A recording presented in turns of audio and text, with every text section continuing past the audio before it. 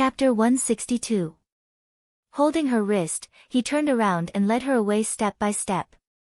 Your Highness, please take care. Luo Yun's voice was choked with sobs as she knelt down behind him. Chu Qingyan did not turn around. She was afraid that if she did, she would not be able to resist the urge to rush up and push open the door. She would fiercely ask the person inside if she was still her mother. Her wrist slipped out of his slender fingers and turned to hold his hand. She knew that words at this time would have no effect on the big ice cube. She chose to use silent companionship to dispel the haze in his heart. 9 years ago, this king left the palace to gain experience. The doors of Chaoyang Palace were also tightly closed. 7 years ago, I left the palace to fight. 5 years ago, 3 years ago, Imperial Mother did not want to see me. In her eyes, only by gaining Imperial Father's favor and making contributions to the court can one stand firm. However, this king was not willing. The capital is too suffocating. Step by step, he slowly walked, but his heart was covered with dark clouds, making it hard for him to breathe. He didn't know if it was because the hand in his palm was too warm or because the person accompanying him made him feel at ease, but he suddenly had the urge to talk. Chu Qingyan did not think that he would suddenly open his mouth, but when she heard him slowly talk about his matters, his tone as if it was not important, her eyes slowly became warm and wet. I don't think there's anything wrong with gaining experience and fighting. Read 10,000 books and travel 10,000 li. If you don't go out and see things, when you encounter something in the future, you will only use military force on paper. Moreover, a man who makes contributions is always more attractive than those who scrupulously abide by their duties, right? She tried to use a playful tone to say these words, trying to cheer him up. Xiao Su faintly smiled when he heard this, but the darkness in his eyes did not dissipate for a long time. Chu Qingyan saw this and her heart hurt a little. But she didn't know how to comfort him. After all, the knot in his heart for nearly 20 years was not something that could be untied in a day. It was like a disease, but she was not afraid to spend time to help him untie it and dispel the coldness in his heart, because what she did not lack the most right now was time. Big Ice Cube, I don't plan on buying anything. When the time comes, I'll list everything on a piece of paper and have steward buy it for me. She felt that the big ice cube right now was not suitable for the bustling streets. The loneliness in his heart and the bustling streets would create a sharp contrast. Xiao Su did not ask why she suddenly changed her mind. He just nodded and brought her into the carriage. Big Ice Cube, to mine, where do we go? Sitting in the carriage, Chu Qingyan, trying her best to find a topic to distract him.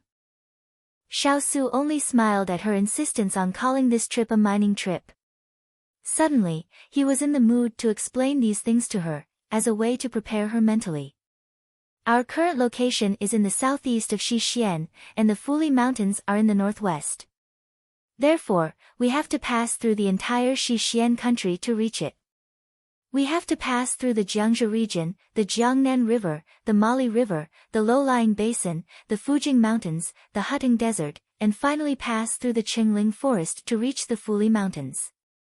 Cross Sichuan. Water, basin, mountain, desert, and forest. Chu Qingyan's face was full of black lines. It seemed that this trip was really long. So she began to carefully think about what to bring. Where there is water, we should bring enough rain gear because it is easy to encounter rainy days. In the desert, we should pay attention to the situation where there is no water. We must bring a water bottle. In the forest, there are many mosquitoes, snakes, and ants. Mosquito nets and herbs are indispensable. Xiao Su leaned on the soft couch and saw the person beside him counting with her fingers. He could not help but laugh and shake his head.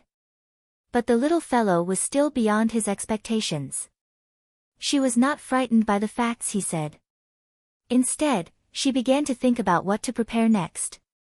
Along the way, listening to the little fellow's nagging, Xiao Su suddenly felt that when he was alone, he did not feel lonely. But now when two people were together, he felt that it was good to be lively. At this time, the little fellow raised her head and asked with some confusion, "If we don't see any villages or shops on the road, should we prepare some dry food?" Xiao Su heard and nodded. "Usually, we prepare some dry steamed buns, sesame seed cakes, and the like." Chu Qingyan could not help but shake her head. Dry steamed buns, sesame seed cakes, and the like were vegetarian. She had to think about what could be light enough to carry and eat to fill the stomach. Chu Qingyan thought, and had already returned to the King of England's residence. As soon as she entered the residence, she saw her father squatting on the ground and counting ants. "Father, why are you here?" She originally thought that she would have to go to the Chu residence, but she did not expect that her father had already appeared in the King of England's residence. Chu Qingyan's heart surged with joy. Hearing the sound, Father Chu jumped up and waved his hand at the two people, then quickly went over. Chu Qingyan originally thought that her father was looking for her, but unexpectedly, her father quickly passed by her and walked in front of the big ice block. He stroked his beard and said, "Son-in-law, I heard that you are going on a long journey. The journey is long, you have to pay attention to your own safety." Chu Qingyan suddenly felt a gust of cold wind pass by her side. "Don't be like this, okay? Father, can you take a good look at who is your real daughter?" Father Chu did not notice his daughter's hurt expression at all and continued to ask her all sorts of questions in high spirits. For example, remember to bring a quilt, remember to bring good food when it is cold at night, remember to bring money when you are hungry on the road, remember to bring money to buy things. In any case, it was all very miscellaneous things. But she did not know why, but she felt very warm as she listened to him. Xiao Su, who was supposed to be impatient, didn't know when, but he started to listen to Father Chu's long-winded and nonsensical words. He didn't feel annoyed at all.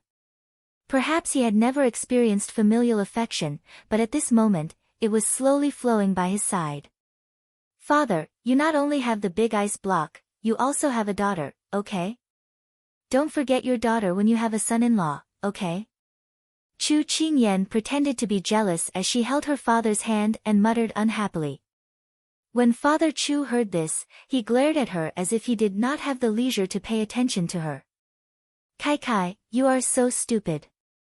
You are together with the big ice block. If he takes good care of himself, isn't that the same as taking good care of you? All right, you are already an adult, what are you getting jealous for?" Chu Qingyan felt that her father's fallacious reasoning was somewhat reasonable, but it could not hide the fact that he was very biased. However, she could clearly feel that the coldness from the depths of the palace was slowly dissipating from the big ice block. This was good too. "Your Highness, Kai, Yuan Lang, you are back." Mother Chu came out of the courtyard and greeted the three with a smile when she saw them. The wind after autumn was a little cold, but the air that lingered between the four of them seemed to carry the warmth of a spring breeze. She did not know if there would be a chance in the future, but she would remember this moment. Xiao Su frowned, his heart filled with endless disappointment. Chapter 163. Your Highness, this concubine went to the temple to ask for these 2 amulets for you. They've already been consecrated and will protect you on your journey. After eating together, Chu Mu's mother took out 2 red amulets and said to Xiao Su with some hesitation. After all, she had asked for them on her own initiative. Xiao Su was the prince of a country, and his status wasn't ordinary. She was worried that he wouldn't accept them. "Thank you, Madam Chu." Xiao Su took them without hesitation and put them in his sleeve. Even Chu Qingyan, who understood him well, couldn't help but be stunned by his smooth movements. The Emperor Emeritus bit his chopsticks and looked at this scene in disbelief. Why did his grandson, who had never accepted benefits from others, suddenly have such a change in temperament? Chu Mu's mother also didn't expect this, but when she saw that one of the amulets in her hand was gone, she couldn't help but feel relieved. His Royal Highness wasn't as unreasonable as the rumors said. Chu Qingyan saw that her mother was stunned in place and couldn't help but reach out to take the other amulet from her. She smiled and said, "Mother, you're so nice." I was just lacking one. In the future, when I see an amulet on the road, I'll think of father and mother. I also have a parting gift for you, I also have one. Chu Mu's father impatiently took out two small knives that had been sharpened and handed them to the two of them as if he was asking for praise. Look, this is a dagger. I learned it from Blockhead and put a lot of effort into it. You can put it on your body to protect yourself. Chu Qingyan clicked her tongue. The blades looked so sharp, she didn't know how father hid them on his body. She was about to reach out to take them, but a pair of hands beat her to it. She looked suspiciously at Big Ice Cube putting the daggers in his sleeve. Could it be that he wanted to help her keep them? Xiaosu thought to himself. The blades were so sharp, it was better to let Mu Ling make two scabbards that fit. Otherwise, with the little fellow's careless temperament, it might hurt him. The Emperor Emeritus almost bit his chopsticks in half. When did his grandson accept gifts so readily? He was practically blinded. But in his heart, he felt that this was a good thing.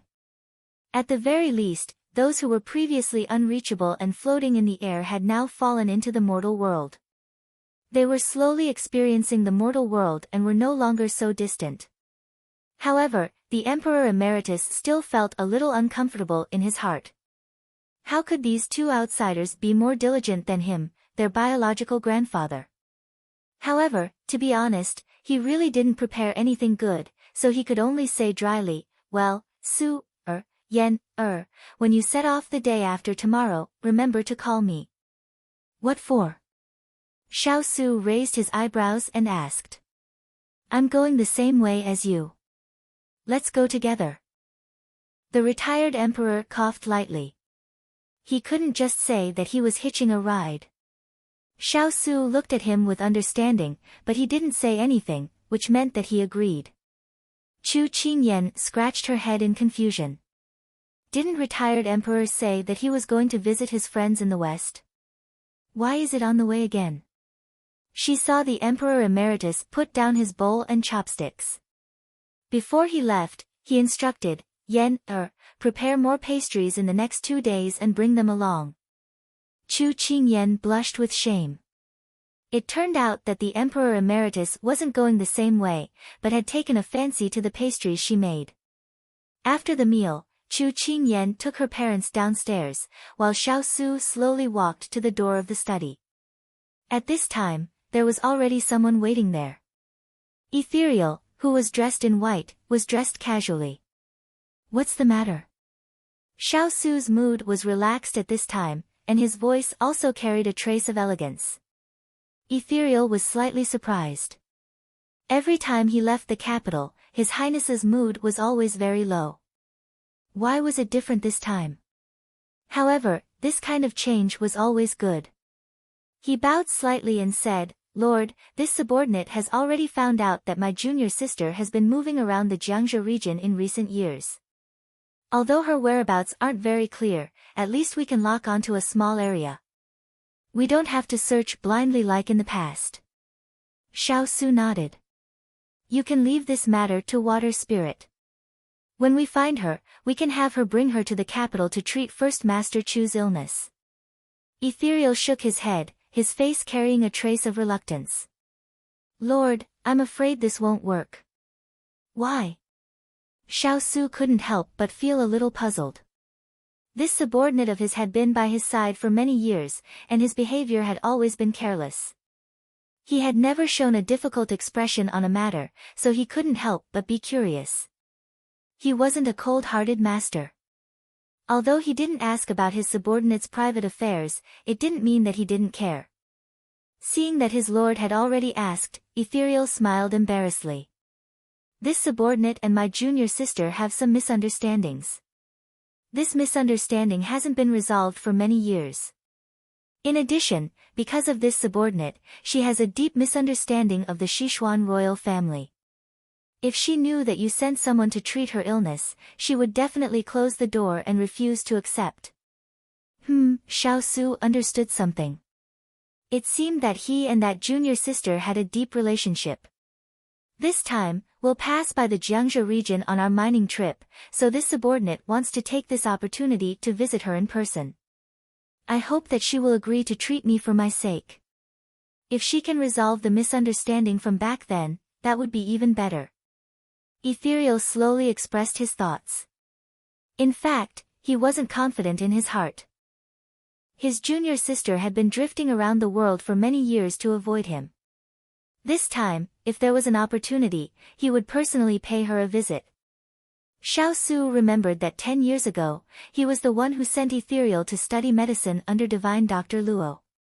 It wasn't until 6 years ago that Ethereal returned to his side after completing his studies. He wasn't very clear about what happened in those 4 years. Ethereal also kept his mouth shut. He felt that in those few years, Ethereal had matured from being young and inexperienced to being able to take charge of things on his own. It was just that he was more indifferent to everything around him than before. All right. He had always trusted his subordinates. Without asking for the reason, he agreed. Ethereal was a little touched. Actually, his master could directly send someone to forcefully invite him back to the capital. However, his master didn't do so. Instead, he chose the worst method for his sake. At this moment, Ethereal saw the young princess Consort walking over from the corner. He bowed slightly towards her before bidding farewell to his master. This subordinate will go and prepare the medicine for the trip. Xiao Su nodded. At the same time, Chu Qingyan's voice sounded. Big Ice Cube, I've been looking for you for a long time. So you're here. Xiao Su turned around and looked at the person who was like a butterfly jumping in the sunlight. He asked softly, what's the matter? I want to send father and mother back to the Chu residence. Although Steward Bai has already started to select the courtyard and arrange for manpower, I'm worried that if we're not there, something will happen to the Chu residence. So I want to personally make a trip. Chu Qingyan scratched her head in annoyance. As the saying goes, the mountain is high and the emperor is far away. If they leave, it will take a long time before they can return. So she must solve this hidden danger of the Chu family. And, Ben Wang will accompany you. Xiao Su casually said. What? Chu Qingyan felt that she heard wrongly. Why are you still standing there in a daze? Let's go. Xiao Su had already started walking towards the courtyard. Chu Qingyan raised her head to look at the sky. The sun didn't rise from the west today. Hey, Big Ice Cube, slow down. Wait for me. Chapter 164. Although she didn't understand why Big Ice Block would suddenly want to go to the Chu manor with them, Chu Qingyan didn't ask too much about it. Otherwise, Big Ice Block finally wanted to relax. If he went back on his word after being asked, wouldn't that be a loss? Once Big Ice Block left, Gu Rong and Gu Yi also followed. She remembered that when she first saw Big Ice Block in the Chu manor, he was accompanied by these two twins.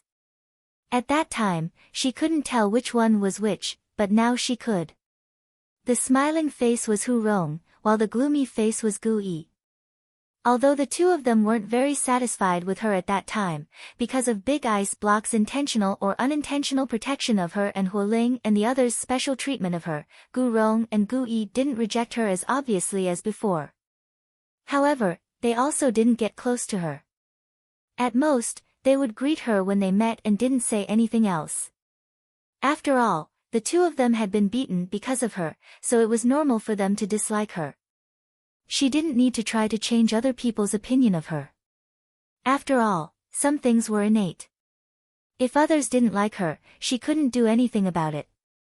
Because they were about to leave, and their parents wouldn't come out to send them off tomorrow, it would be a long time before they could see each other again.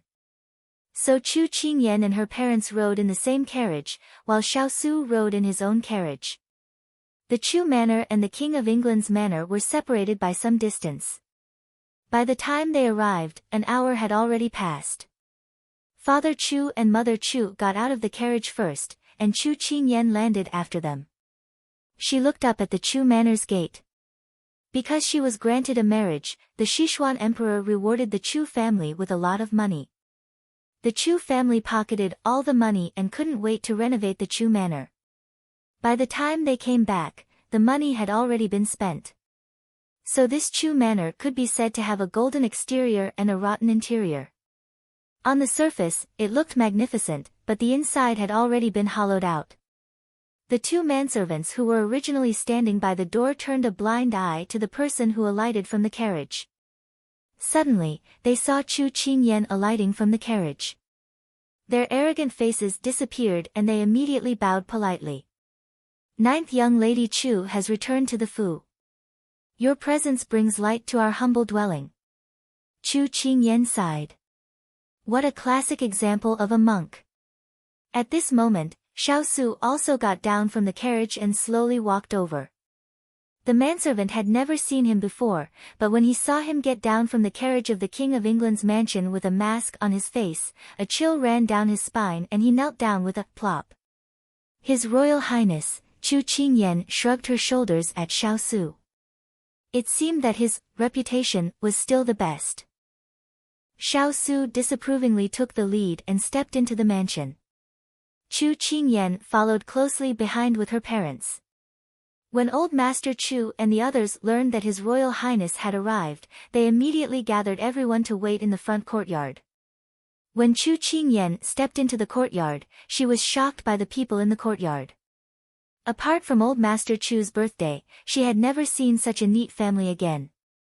His Royal Highness has graced us with his presence. Please take a seat. Old Master Chu's wrinkled face was about to burst into a smile. The others immediately stepped forward to chime in. Chu Qingyan pursed her lips. In the modern world, everything depended on one's appearance. Now that they were in ancient times, everything depended on one's power. If it were her parents who came back, these people's attitudes would probably be disdainful. Xiao Su did not decline and sat down in the main seat. Chu Qingyan walked to his side and stood upright. She wanted to see what the big ice cube's purpose was.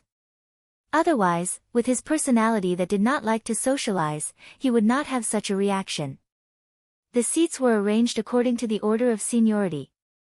Old Master Chu and Old Madam Chu, her parents, second Old Master Chu and his wife, third Old Master Chu and his wife, fourth Old Master Chu and his wife, and on the other side were Chu Dekhang and a few other youths. May I know why His Royal Highness has suddenly graced us with his presence? Madame Xing was a shrewd person, and she was also good at social interactions. After the servant girls served tea, she covered her mouth with a handkerchief and giggled. As soon as Madame Xing finished speaking, everyone's gazes seemed to focus on the person in the main seat. The King of England's reputation for ruthlessness was well known, and no one dared to stare at him so openly. Moreover, the masked King of England inexplicably made people feel that he was somewhat ferocious. The youths did not even dare to raise their heads. Chu Qingyan saw everyone's reaction and only felt that it was a little ridiculous. She did not need to explain her family's big ice cube's good points to unimportant people. Qingyan, about the matter of your parents' migration, you say it. Xiao Su only said this one sentence and leaned back in his chair, as if he was handing over everything to her. When everyone heard this, they were somewhat puzzled and could only turn their gazes to Chu Qingyan. Chu Qingyan was stunned, but she quickly took over the topic. Granduncle, aunts, uncles, aunts, I am indebted to everyone for taking care of my parents over the past few days. Now that Qingyan has found a place for my parents to settle down, there is no need to disturb the residents in the future. When old Madame Chu heard this, she was unhappy. With the eldest son and eldest daughter-in-law of the Chu family in the residence, even if Xiao Su was not favored now, a starving camel was still bigger than a horse. They could still get some benefits. If the two of them moved away now, wouldn't they lose too many trees for nothing? Ever since Xiao Su and the Chu family became in-laws, those high-ranking officials and nobles had sent many gifts to the Chu family. In fact, it was to establish a good relationship with them, and their Chu family was also prestigious outside. After all, they had a granddaughter and a niece who was a princess consort of the royal family. Even if they committed a crime, outsiders would still give them some face. Therefore, the Chu family took advantage of this relationship. Although they did not deprive father and mother Chu of food and clothing, it was not considered good. Thus, old Madam Chu pretended to be surprised and said, "Are you dissatisfied with the Chu family's lack of food and clothing, so you want to set up another residence?" When old Madam Chu said this, everyone looked over with disapproving gazes. And Madam Xing also asked father and mother Chu hypocritically, "Are our Chu family not treating eldest brother and sister-in-law well? If there is anything that is not considerate, I hope that eldest brother and sister-in-law can point it out. We will definitely correct it." These words were said with extreme grievance, as if it was her parents who were picky and made them compromise. And Madam Wang also nodded and said, "Eldest brother and sister-in-law, if you have something to say, just say it. We are all one family, there is no need to be so polite." Those who spoke were all women, and those men did not interrupt and just watched from the sidelines. In any case, there was nothing that could not be done with these women speaking. Chu Qingyan saw through their tricks at a glance. She couldn't help but snort coldly. These people's skin was thicker than the city walls. They were wearing the most popular clothes on the market, while her parents' clothes were not new. They really had the nerve to say that. Say what you want to say. This prince is here. Suddenly, such a sentence came from the side. Chu Qingyan suddenly realized that the big ice cube was here to support her. Fine. Who's afraid of a fox exploiting the tiger's might? Chapter 165. Aunt, as well as the other aunts, Qingyan doesn't have any other intentions. I just feel that my parents like peace and quiet, and the Chu family has too many mouths, so it's inevitable that they'll feel uncomfortable. That's why I had the idea of moving out. Chu Qingyan said bluntly. She had already seen their attitude towards her parents just now. Other than the food and accommodation, it was really annoying in other aspects. Too many mouths. Qingyan, what do you mean by that? Are you implying that we're harsh on your parents? Madam Wang couldn't hold back and said in a rather unhappy tone. Qingyan didn't mean that. Chu Qingyan was too lazy to argue with her. Chu Qingyan stood naturally and gracefully in the hall, elegant and beautiful, like a flower that was about to bloom. The several young ladies present suddenly discovered that in just a few months, Chu Qingyan had become more and more like water spirit, and she had also grown taller. Compared to when she first came to the capital, she was simply too different. The few young ladies began to feel jealous in their hearts, but on second thought, Xiao Su was just a wasted prince who was no longer useful, so their hearts immediately calmed down. In fact, people's jealousy was like this. When envious of someone, they would speculate on the dark side of selfishness, and then inexplicably make a lot of bad conjectures, and then their heart would be satisfied. Look, you're just as so-so. Confucius said, the old one is the old one, the old one is the old one, the young one is the young one. Ninth sister, you have to treat your elders like a junior, otherwise you will be criticized. The bookworm Chu Qunan stood up and lectured her with the attitude of an elder brother. Confucius also said, don't do to others what you don't want done to you. You have fish and meat, but my parents are like tofu in soup. I don't know where your so-called kindness to my parents comes from. Chu Qingyan didn't care about falling out with them. In any case, the big ice cube had spoken, so she didn't mind falling out with them. Confucius said, Chu Qunan continued to talk about Kong Ziyun, but Chu Qingyan had already impatiently interrupted him. Don't always talk about Confucius. He doesn't have so much time to care so much about your trivial matters. You'd better read your books honestly. Don't always shake your head, otherwise you'll really become a pedantic bookworm. Chu Qingyan hated the most that he always looked like a saint, opening and closing his mouth saying that Confucius was righteous and Meng was righteous and self-righteous. He had always been the pride of the family, but he was taught a lesson by his sister who was several years younger than him. Chu Qunan was so angry that his face turned red. However, he, who boasted of his good manners, couldn't curse like a woman in the street. He could only say angrily, Confucius said that only women and villains are difficult to raise. Same here. Don't forget, the one who gave birth to you and raised you was also a woman. Chu Qingyan retorted effortlessly. Chu Qiunan was so angry that he wanted to vomit blood. He flung his sleeves and sat down. Seeing her son being scolded so harshly, Madame Wang saw out of the corner of her eye that Madame Xing was secretly laughing. She felt uncomfortable and stood up, saying to Xiao Su with an aggrieved expression, His Royal Highness, look at Qingyan's young age, but her temper is quite bad. Today, she dared to disobey her elders and elder brother in front of you. If this continues, who knows what will happen in the future? She was implying that if she dared to act so recklessly today, she would dare to expose the roof tomorrow and scold her. Madame Xing thought that her sowing discord would work, but she was wrong. If it weren't for Chu Qingyan's face, Xiao Su wouldn't even take a step into the Chu estate. Now, it was even more impossible for Xiao Su to scold Chu Qingyan. Does Madame Xing have a problem with this prince's pampering? Xiao Su said indifferently, not even giving her a glance. Madame Xing choked and didn't know what to say. Her face had already turned red. Only then did the rest of the people realize that Chu Qingyan already had His Royal Highness as her backing. If they relied on Chu Qingyan, wouldn't it be the same as leaning against a big tree to enjoy the shade? Just as this thought formed in their minds, Chu Qingyan spoke.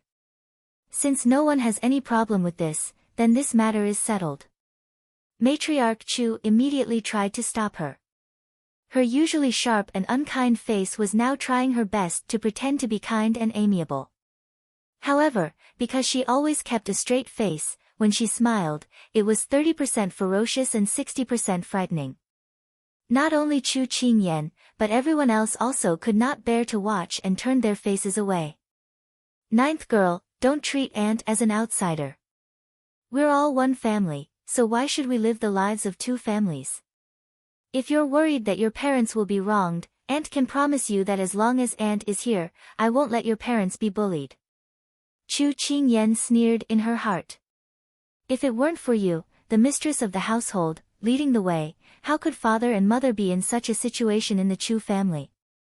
Thank you, Auntie, for your kind intentions. Qingyan thanks you. Chu Qingyan's face was still filled with rejection. Chu Zhiming stood up angrily, but he didn't dare to point at Chu Qingyan. He turned to Father Chu and said angrily, Eldest brother, don't be ungrateful. If it weren't for the Chu family, would you have the status you have today? Raising rats to bite a cloth bag, it's talking about people like you. Father Chu looked at him strangely. I didn't see you raising rats, and Xiaohua didn't bite your rats either. Chu Zhiming was a little regretful. He shouldn't have picked on the soft persimmon.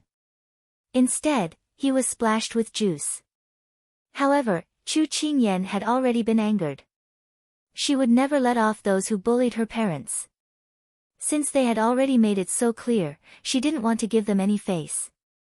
Second Uncle Tang, you've misunderstood. If it weren't for my father's heroic deeds, would the Chu family have this mansion to shelter them from the wind and rain? 10 years ago, you chased my parents out of the Chu family without any explanation. Have you ever thought about how to write the words repay kindness with enmity? During this period of time, when I entered the prince's mansion, you received many congratulatory gifts. You secretly embezzled them into the treasury and didn't treat my parents well. If it weren't for my financial support, what would they be like now? Have you ever thought about how to write the words repay kindness with enmity? Chu Qingyan spoke unhurriedly, pausing between each word. Her gaze swept over the people present. They didn't dare to raise their heads to meet those clear eyes. The Chu patriarch and his wife were so angry that their faces flushed red, but they couldn't say a word. After all, what she said was the truth. However, they weren't ashamed. They felt that Chu Qingyan had a sharp tongue and couldn't be used by them anymore. They were annoyed in their hearts. After coldly watching the little fellow fight with this outrageous family, Xiao Su stood up with satisfaction. He then said to Gu Rong and Gu Yi, there's no time like the present. Let's move out today. The matter of moving out was settled. The Chu family didn't dare to say another word. Xiao Su swept his gaze over the people present and said coldly, "This prince doesn't want anyone to disturb this prince's father-in-law and mother-in-law in the future," so, his gaze was slightly suppressed. Everyone bowed their heads and didn't dare to breathe loudly. Chu Qingyan didn't pay attention to the words father-in-law and mother-in-law. She was overjoyed. The big ice cube's aura on the battlefield wasn't just for show. Only Father Chu's eyes flashed slightly. Chapter 166. Leaving the Chu manor, Chu Qingyan thought of those people holding back their anger and not daring to say anything. Her heart filled with joy. "Big ice block, you were so handsome just now." Chu Qingyan praised from the bottom of her heart. Xiao Su's expression was calm, but he was feeling a bit proud inside. Ever since he found out that she was not referring to the highest-ranking commander in the army when she said handsome, but rather describing how handsome he was very happy to hear her describe him like this. "If you want the Chu family to return your residence, this king will give it to Hualing." Xiao Su looked at her sparkling eyes and said in a low voice with a bit of gentleness. Unexpectedly, she shook her head. "Right now you're in the eye of the storm and you're about to go on a long journey. I don't want you to be misunderstood because of this matter. If those people hiding in the shadows maliciously slander you for using your power to steal someone else's residence, I'm afraid those people who don't know the truth will misunderstand you again." This was something she did not want to see. This was also the reason why she had not made a move against the Chu family yet. It was because her current identity was the future King of England's Princess Consort. Every action represented the attitude of the big ice block, so if she insisted on seeking justice, she was afraid that the big ice block would be unjust. She was not willing to do this. She wanted to wait until the time was right to take it all back bit by bit. Xiao Su never thought that she was worried about him. In the cold imperial family, it had been a long time since he had been cherished by someone. His heart softened and he asked in a gentle voice, "You don't need to worry about this king. You just need to follow your heart and answer this king. Are you willing in your heart? Being taken over by others, being chased out of your home, being forced out of your home for 10 years, suffering so much. Are you willing to let them get away with it and enjoy everything that should have belonged to you?" As long as she shook her head, he would take it all back for her. He had never cared about other people's misunderstandings and evaluations of him. He had never lived in other people's eyes. Chu Qingyan was a bit stunned hearing this. The big ice block's tone was so gentle. If he could be like this normally, how good would that be?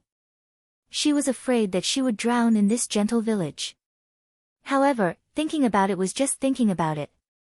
She still seriously considered his question, and then smiled confidently and said, "When heaven is about to give a great responsibility to a man, it will definitely make his mind bitter, his body tired, his body empty, and his actions disrupted. Therefore, I believe that there is a reason for all these things that I have encountered, and I have never complained. As for the unforgivable things those people have done to us, I will not let them go. However, I want to take back what belongs to us with my own hands. Revenge is a dish best served cold." When she was strong enough and didn't need to borrow anyone's strength, she would personally take revenge for all the suffering she had suffered back then. Xiao Su looked at the resolute expression on the little fellow's face and his eyes flashing with confidence. Suddenly, a wave of gratification surged in his heart. All right. He was waiting for her to break out of her cocoon and be reborn. No one could only rely on one person for their entire life. Only when one became indestructible could they protect themselves and the people they cared about. Although Gu Rong and Gui weren't likable, they were very efficient. In a few moments, they had already moved everything onto the carriage. Chu Feng's parents followed behind them out of the Chu family's gate. Chu Feng's father ran over with a big black cat in his arms. Inverted spring onion, Kai Kai, this is a friend that Daddy adopted a few days ago. It's called Xiaohua. Chu Feng's father raised the big black cat's front paw and waved it at the two. Come, Come, Xiaohua, say hello to Inverted Spring Onion and Kai Kai. The big black cat seemed to be very cold and didn't even want to look at them. Chu Feng's father was so angry that he stomped his feet. Only Xiao Su and Chu Qingyan felt a group of crows fly over their heads. Seeing that the big black cat wasn't cooperating, Chu Feng's father could only give up. At this moment, Chu Qingyan ran over to help her mother pack up. Chu Feng's father stood beside his son-in-law with the big black cat in his arms and suddenly spoke. Inverted Spring Onion, just now you admitted that I'm your father-in-law in front of everyone. Then you should learn from Kai Kai and call me daddy. Chu Feng's father widened his eyes, his face full of anticipation. You heard wrong. Xiao Su's expression didn't change as he said. Chu Feng's father frowned. That's impossible. Firstly, he wasn't old, and secondly, he wasn't deaf. How could he have heard wrong? But looking at Inverted Spring Onion's expression, it didn't seem like he was lying. So did he hear wrong? Chu Feng's father was conflicted, and Xiao Su smiled faintly when he saw him. However, Chu Feng's father didn't forget the important matter at hand. He said righteously, Inverted Spring Onion, you won't be able to return from this trip. You have to take good care of Kai Kai. She's a little stupid and is easily bullied, so you have to pay more attention to her. Xiao Su raised his brows and looked at the little fellow beside the carriage. He didn't comment on Chu Feng's father's words. She was probably the only one bullying others on this trip. When the group separated, Chu Feng's father reluctantly raised the big black cat's front paw and waved it at the two of them. Chu Qingyan's eyes couldn't help but redden. Xiao Su raised a hand and patted her head. This prince promises you that he'll definitely bring you back safely. Whether dead or alive, he would protect her and bring her back safely. Chu Qingyan was still immersed in the sadness of parting and didn't notice the strangeness in his words. Why did he say, bring you back safely, instead of, bring you back safely? All right. She nodded. At the other end of the road. Dan Nyang, why do you think it's so difficult to hear my son-in-law call me daddy? Chu Feng's father was very vexed. Chu Feng's mother laughed. You miss it so much. It'll come one day. Chu Feng's father immediately perked up. When? His Highness and Kai Kai's wedding. Chu Feng's mother pursed her lips and smiled. Chu Feng's father immediately counted on his fingers. 12 golden hairpins, 13 cardamoms, and 15 hairpins. That's still 5 years away. My hair is going to turn white from waiting. Chu Feng's mother couldn't help but pat the back of her husband's hand when she heard his gloomy tone. She comforted him, time flies. 5 years will pass by quickly. Time flies like an arrow, and the sun and moon fly by. Time always passed by quickly. When Chu Qingyan and Xiao Su returned to the King of England's residence, Xining, who had been waiting for them, walked up and bowed to them. Mistress, the fourth prince is here. He wants to see you. Chu Qingyan was a little surprised. It had been 10 days since the assassination attempt on Xiao Ran, and she hadn't seen him even once. She had wanted to ask someone to pass a message to him before she left to express her feelings for him, but he had unexpectedly come by himself. She looked up at the person beside her and saw Big Ice Cube nod at her. Go ahead. She agreed and followed Xining to the side courtyard. She didn't know why he had chosen the side courtyard instead of the front hall. When she arrived, she only saw a man in a eunuch's uniform with his back facing her. She couldn't help but feel puzzled when she didn't see Xiao Ran. Just then, the man with his back facing her slowly turned around and called out in a low voice. Qing Yan. Chapter 167. Chu Qingyan turned around and softly called out her name. Only then did she clearly see that the person standing in front of her was none other than Xiao Ran, whom she had not seen for more than 10 days. His much thinner appearance was even more handsome. Perhaps it was because of his injuries, his face was pale and his lips were devoid of blood. When Chu Qingyan saw that he had lost a lot of weight, out of concern for her friend, she could not help but grumble, "Why are you running around when your injuries haven't fully healed? Don't you know how to take care of yourself?" That face full of anger and concern that he had not seen in a long time made Xiao Ran's heart fill with warmth. "All right, Qingyan, it wasn't easy for me to come out and find you, so don't just scold me." When he finished speaking, he could not help but cover his chest and lightly cough a few times. When Chu Qingyan heard that, she lightly sighed and walked forward to help him to a stone chair at the side to sit down. She raised her head to look around and suspiciously asked, "Where are the people by your side to serve you? Why isn't a single one here?" Xiao Su shook his head, "I snuck out of the palace and did not bring anyone out." When Chu Qingyan heard that, she saw that he was wearing a eunuch's uniform and knew how he managed to sneak out of the palace. She could not help but scold him, "If you wear a eunuch's uniform like this, who would know that you are the high and mighty fourth prince? If something were to happen, with your already injured body, how would you be able to take it?" Hearing her long-winded nagging, Xiao Ran's face revealed a faint joy. When Chu Qingyan saw that he did not regret his rash actions and instead looked happy, she felt that it was a little strange and reached out to push his shoulder. "Hey, did you hurt your brain? Otherwise, how could he suddenly become so silly?" Xiao Ran suddenly smiled, as beautiful as the sun. Even though Chu Qingyan had seen all kinds of handsome men before, she still felt that her eyes were blinded by him.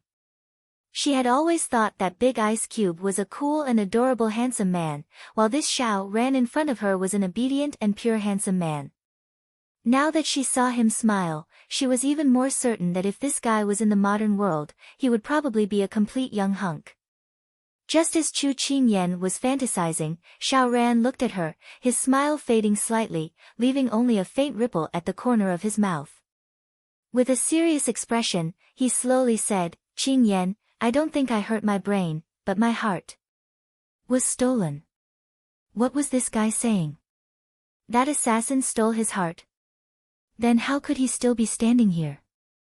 What kind of joke was this? Seeing that she was fooled by him, Xiao Ran didn't want to explain. He suddenly reached out to hold her hand, his expression becoming serious.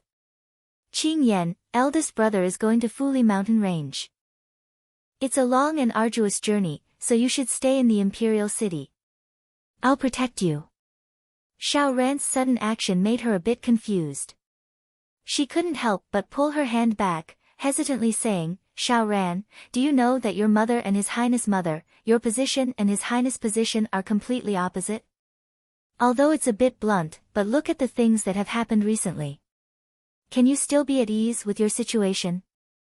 And as His Highness' fiancé, do you think I'll be safe by your side?" The word fiancé pierced his heart deeply. He lowered his brows dejectedly. He had finally found a girl he liked, but she was already his eldest brother's fiancée. Although his eldest brother's existence was like a god in his heart, he still couldn't accept it. He clenched his fists and slowly raised his head. "Qingyan, you're 10 years older than Imperial brother. His personality is very stuffy, will you be able to get used to it? If you say you're not used to it, I'll immediately take you away." "I won't, we're fine." Chu Qingyan thought he was asking if she and the Big Ice Cube didn't have anything to talk about. Although there were times when they did, it was good for them to do their own things. Xiao Ran saw that she didn't have any worries and shook his head in his heart. It seemed like she still didn't understand what an engagement meant. Eldest brother had never been close to women and treated Qingyan like his own little brother or sister. So he secretly decided that when he grew up, he would go to Imperial father and Imperial mother to have Imperial father cancel the engagement between eldest brother and Qingyan. Imperial father loved him so much. As long as he wanted something, he would give it to him. So the only two things he needed to do now were to wait for Qingyan to grow up. At the same time, he needed to become strong. Only then would Imperial father and Imperial mother have a reason to agree. Towards Xiao Ran's sudden distraction, Chu Qingyan was a bit confused. She waved her hand in front of his eyes. "Xiao Ran, why are you in a daze? I'll have someone quickly send you back to the palace." Otherwise, the matter of you sneaking out will be quickly discovered. At that time, it won't be so simple. I know I can't stay for too long. Wait a moment. Xiao Ran took out a wooden puppet from his bosom. His fingers clenched tightly, and then he handed it to her. I carved this a while ago when I was learning how to craft. Originally, I wanted to give it to you as a gift during the Mid-Autumn Festival. Unfortunately, you left too early and I couldn't find a suitable opportunity to give it to you. Then something happened. This time, it'll be a parting gift for you. Since you want to leave, I can't persuade you to stay. It'll be a long journey. If you miss me, you can take it out to sea. Xiao Ran said emotionally. After Chu Qingyan took it, although the carvings on it were a bit rough, it wasn't hard to see that the person on it was her. Her long dress fluttered, and there was a bit of a fairy descending to the mortal world. Chu Qingyan was pleasantly surprised. This was the first time she had received a handmade wooden puppet. She said sincerely, "Thank you." Xiao Ran looked at Chu Qingyan's bright and clear face in front of him, and his eyes gradually deepened. In the end, he reached out and hugged her. Although his voice was still a bit hoarse from his puberty period, it was already sufficiently affectionate. "Qingyan, you said before that all encounters in the world are reunions after a long separation. I look forward to the day we meet again. You have to take care of yourself." Before Chu Qingyan could react to what was going on, the person who had hugged her so tightly had already let go of his hand. With his back to her, he walked away step by step from her line of sight. "Because I'm afraid that if I turn my head, I won't be able to resist the urge to make you stay. Qingyan, wait for me. One day, I will have the power to protect you. Whatever you want, whatever you don't want, I will give it to you." Chu Qingyan held the wooden puppet in her hand and finally came back to her senses. She smiled gently. "Xiao Ran, you take care too." Although the Sichuan Emperor and Consort Yu were the main culprits who had caused Big Ice Cube's tragic childhood, and Xiao Ran's harm to Big Ice Cube was indirect, she still couldn't blame him. He was still too young. In her eyes, he was just a 12 or 13-year-old child. However, because she looked at this child with the mentality of a 20-year-old, she completely didn't expect that this young man in front of her had already developed feelings for her that he shouldn't have. Imperceptibly, it had an unpredictable impact on her future. Chapter 168. As night fell, the King of England's residence welcomed a rare guest. Xiao Yao. With a pot of wine in his left hand and another in his right, he leisurely walked into the prince's residence. Hearing the servant's report, Xiao Su walked out of the room and happened to see his second brother standing under the banyan tree. He raised his hand and shook the wine pot in his hand, saying in a dissolute manner, "With the moon, the wind, and the departure, how can there be no wine to accompany it?" As he spoke, the wine pot in his hand flew towards Xiao Su. Xiao Su had always been in the mood to shake his head and sigh at this straightforward second brother of his, but tonight, he was indeed in the mood to drink. Thus, the two turned and walked towards the pavilion in the middle of the lake. They sat down in the pavilion. Huang Yi had already received the order and quickly prepared 2 or 3 dishes to go with the wine, then left with the servants. Xiao Yao saw that Huang Yi was graceful and witty, so he couldn't help but tease, "Don't blame Imperial Brother Yu for not liking the women that Chindi sent up. It seems that there are beauties in the residence, so you don't like those common women." Xiao Su faintly glanced at him, "Put away your glib tongue, or you can leave immediately." Xiao Yao immediately spread his hands and compromised, "Fine, fine, fine, Chindi is scared of you. You really take my good intentions for ill intent. If I didn't see that you were leaving, I specially came to see you off." "What? You don't even let me speak freely? After so many years, haven't you said enough?" Xiao Su disagreed. Xiao Yao nodded in agreement. "After being a dissolute for so many years, I'm somewhat used to it. Chindi finds that I'm becoming more and more charming." Listening to narcissistic people talking narcissistically, Xiao Su never interjected. "Forget it, you're such a dull and boring person. You won't understand even if I tell you about these romantic matters. Xiao Yao bit open the cork, and the fragrance of the wine immediately overflowed. 20 years of new, Hong, how is it, fragrant? As he spoke, he helped to fill their cups. Xiao Su picked up the wine glass and took a sip. Not bad. The color of the wine is pure and the taste is sweet. It is indeed a good wine. Of course, this is what I got from the Heavenly Fragrance brothel. It's the real deal. Xiao Yao laughed heartily, completely ignoring the fact that others would look down on him because of his description of the brothel. How much longer do you want to stay in Fireworks Wine Alley? Xiao Su slowly looked at him through the clear wine. He was supposed to be a proud son of heaven, but because of his decadence, he was disgraced by others. However, there was no disdain in Xiao Su's expression. It was as if he was just asking a younger brother who had been away from home for many days when he would return home. Xiao Yao's hand, which was holding the wine glass, paused for a moment. Then, he slowly shook the wine glass and chuckled. The night was too dark to see if his smile was sincere or not. It's been 10 years. I've already forgotten what I was like back then. On one side, I was depraved. On the other side, I was clear-headed. I struggled bitterly. It seemed like I was happy, but it also seemed like I was free. In reality, I lived a meaningless life.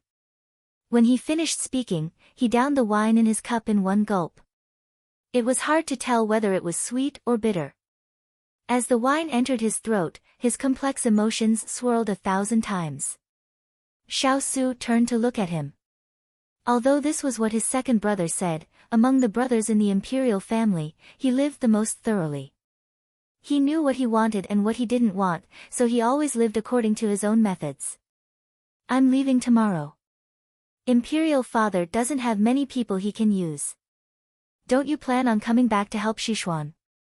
Xiao Yao laughed, then raised his eyes and shook his head with a smile. Imperial brother, oh Imperial brother, what should I say? He treats you like this, but you're wholeheartedly thinking of Sichuan. When you left the capital, you shouldn't have come back. Sooner or later, the burden on your shoulders will be as heavy as a mountain and crush you alive. Xiao Su's eyes flashed.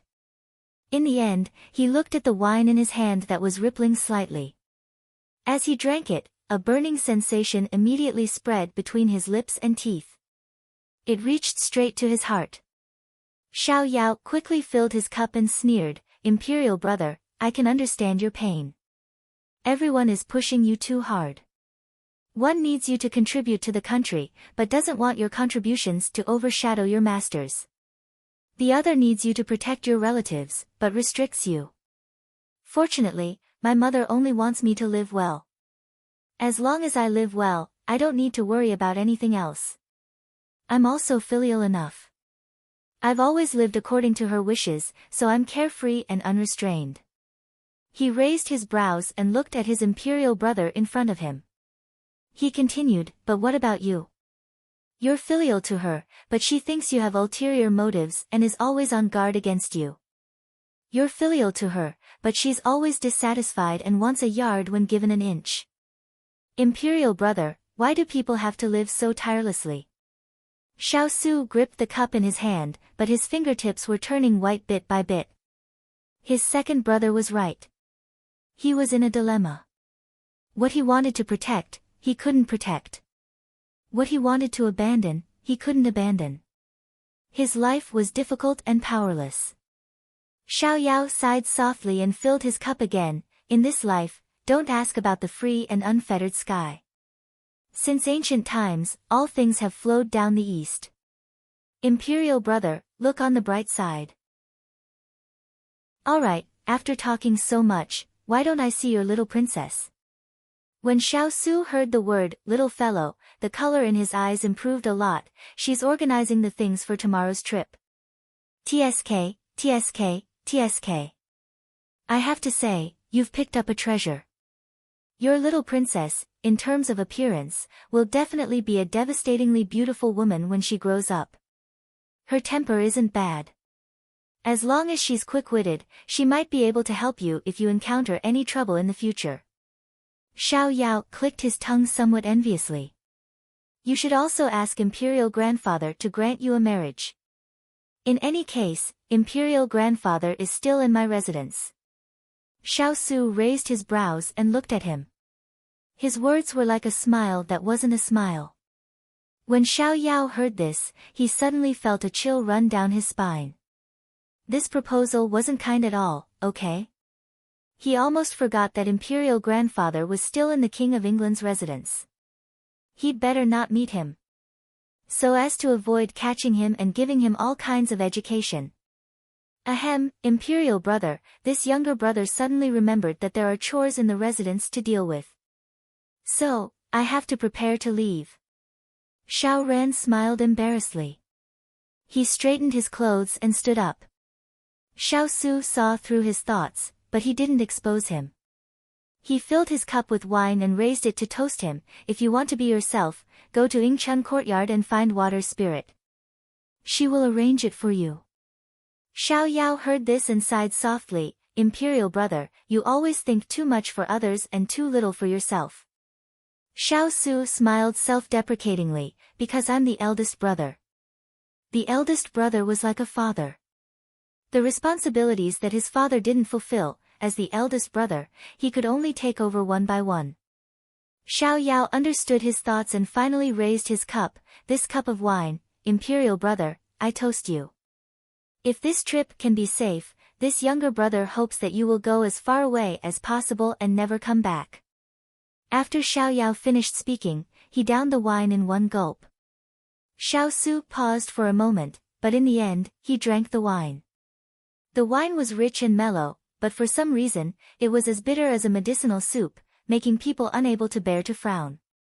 Xiao Yao confidently tossed the wine cup aside, then turned his back to his imperial brother and waved his hand.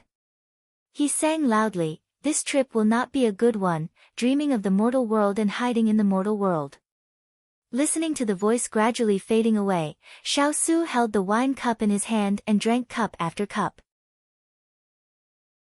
Chapter 169. Xiao Su held the wine glass in his hand and looked at the moon and stars in the night sky. Suddenly, he felt that his life was empty. For nearly 20 years, he had scrupulously followed the rules and never stepped out of line. However, no one said to him that he had done a good job. What he got was either scolding or cold eyes. He raised his glass to the wind and moon.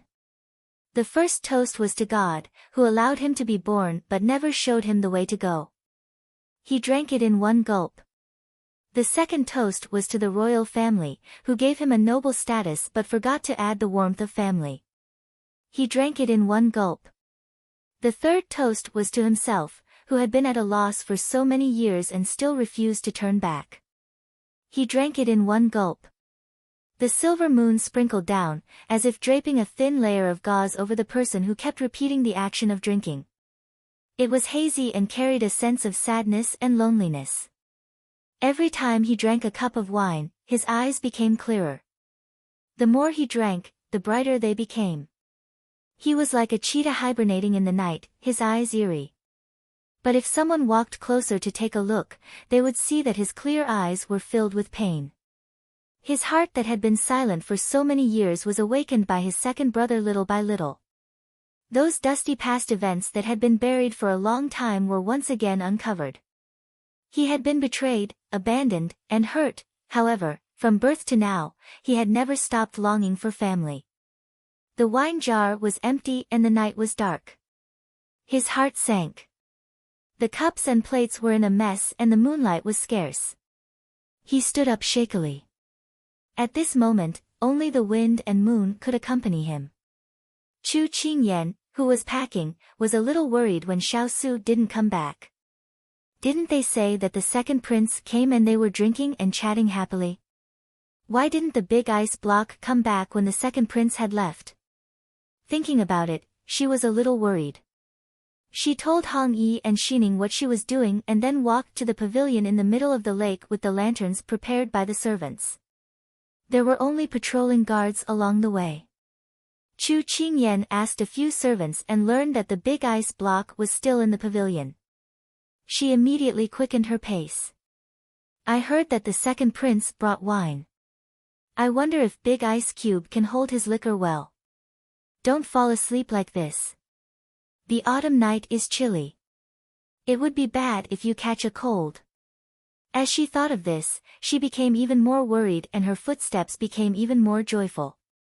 However, before she reached the pavilion, she saw the person standing by the pavilion. She heaved a sigh of relief and slowly walked over.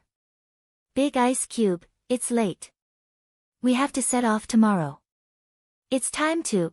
Before she could finish her words, she saw the person who had turned around upon hearing her voice. His eyes were brighter than the moon in the sky. She couldn't help but stare blankly and forgot what she was going to say. With the center of the lake as the scenery, the person in front of him was in front of him. The autumn wind rushed into his sleeves, and his clothes fluttered.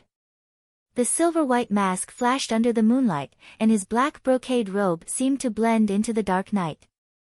However, the sparkling waves behind him seemed to have plated him with a layer of sparkling crystal, making him look like a god. Chu Qingyan stared at him in a daze. A thought flashed through her mind. He was clearly someone who could rely on his looks to make a living, but he always used his abilities to prove himself. Her big ice cube was really great. In her daze, she didn't notice that the person standing in front of her was a little dazed. He was a little at a loss, like a newborn child, with a bit of naivety. The little fellow in front of him seemed to be looking at him. Why was she looking at him? In the past, no one dared to look at him so calmly. However, when this little fellow looked at him, he didn't feel any displeasure. Instead, he felt a faint joy. Why? He suddenly didn't know the answer. One question after another drove him to slowly walk towards her. He was clearly a drunk person, but his steps were steadier than anyone else's. When she saw the big ice cube walking towards her, Chu Qingyan came back to her senses and couldn't help but grin. Just as she was about to report to him about the progress of her packing, a sudden breeze blew over, mixed with the faint fragrance of wine. Chu Qingyan couldn't help but frown. At this time, the person had already stood in front of her. She raised her head, but a hand fell down and gently caressed her cheek. Chu Qingyan stood there in a daze. Her bright eyes reflected a pair of beautiful eyes that were equally bright but filled with uncertainty. Where are you from? A soft whisper sounded as if it was in a dream. Chu Qingyan suddenly woke up. Was the big ice cube drunk? Her entire body was surrounded by the intoxicating fragrance of wine, as if she was trapped in a wine cellar. She didn't answer, so the person who was caressing her patiently asked again. I'm from the 21st century. My surname is Chu, my name is Chu Yen. The person in front of her softly muttered her name a few times before his gaze fell back onto her face. His fingers caressed her cheek as he slowly said, Then will you leave? What's wrong with the big ice cube? Could it be that the second prince had said something to him? Why did he become so anxious after drinking? But now wasn't the time to care about this. She seriously and solemnly replied, No, I won't leave. Then how long will you stay? Many people have already left. His clear eyes were filled with a thin layer of mist, making it impossible for people to see what he was thinking. But she could clearly feel the sadness that came from his heart. Her nose suddenly turned sour as she said without hesitation. Unless you don't want me, we'll live and die together. We won't turn our backs on each other. She couldn't believe the words that came out of her mouth without thinking, but she didn't regret it. All right. The thin calluses that came from long-term martial arts practice slid across her delicate skin.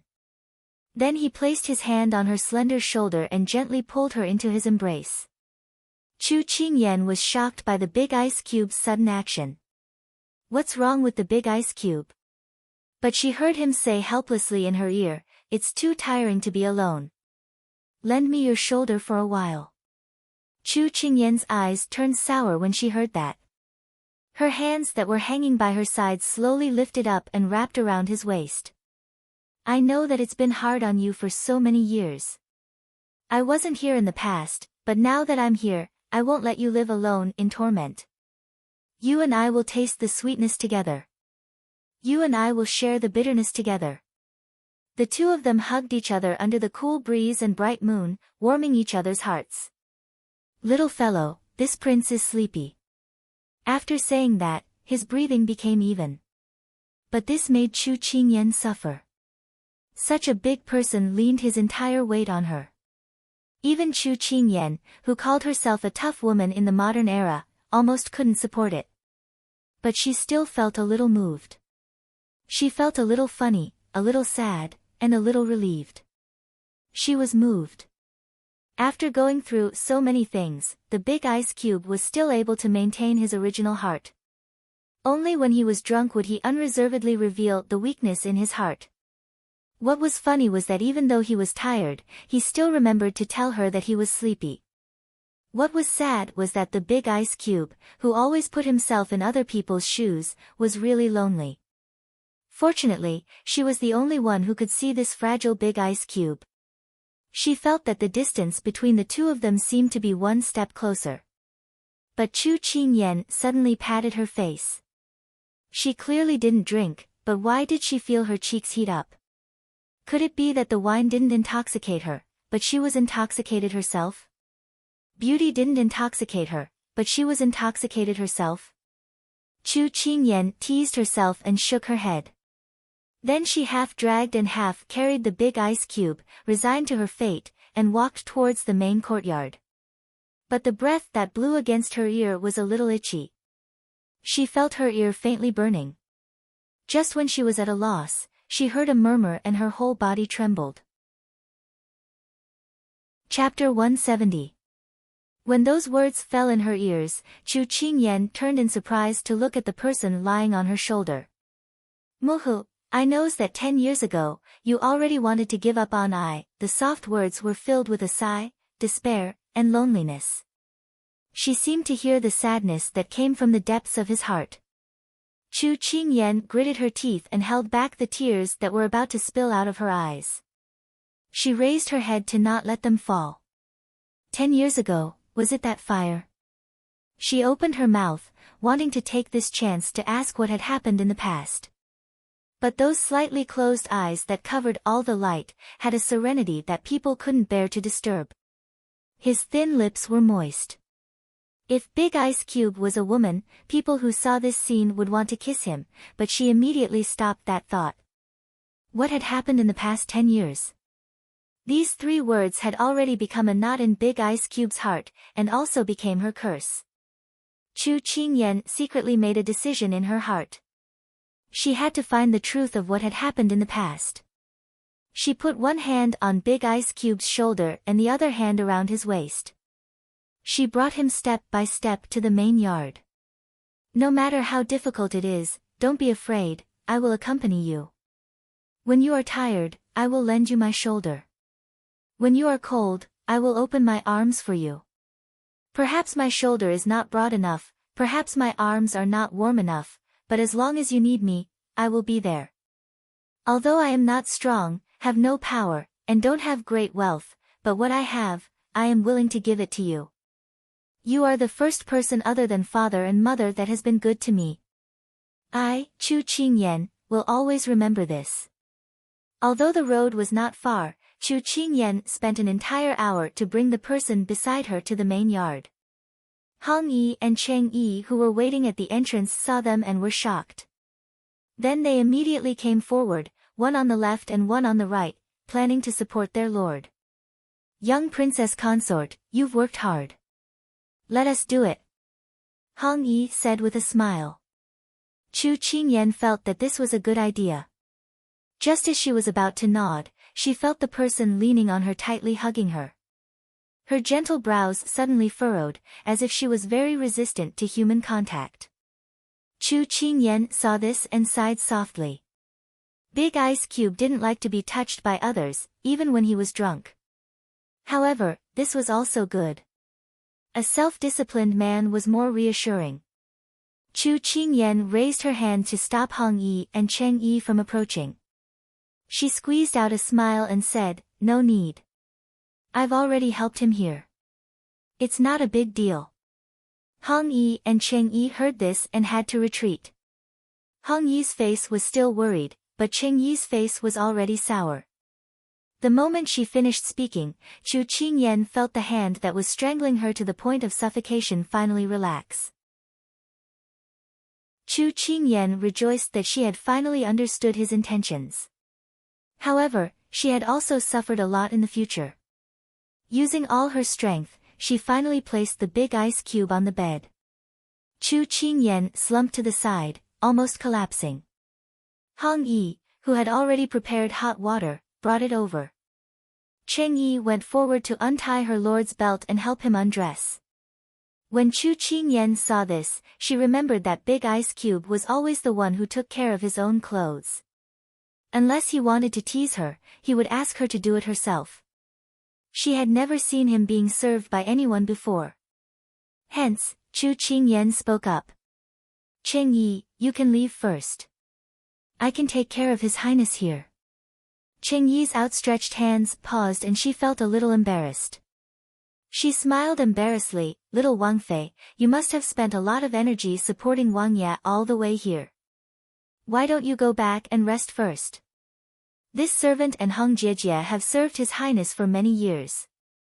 It is only right that we work for His Highness." Chu Qingyan raised an eyebrow.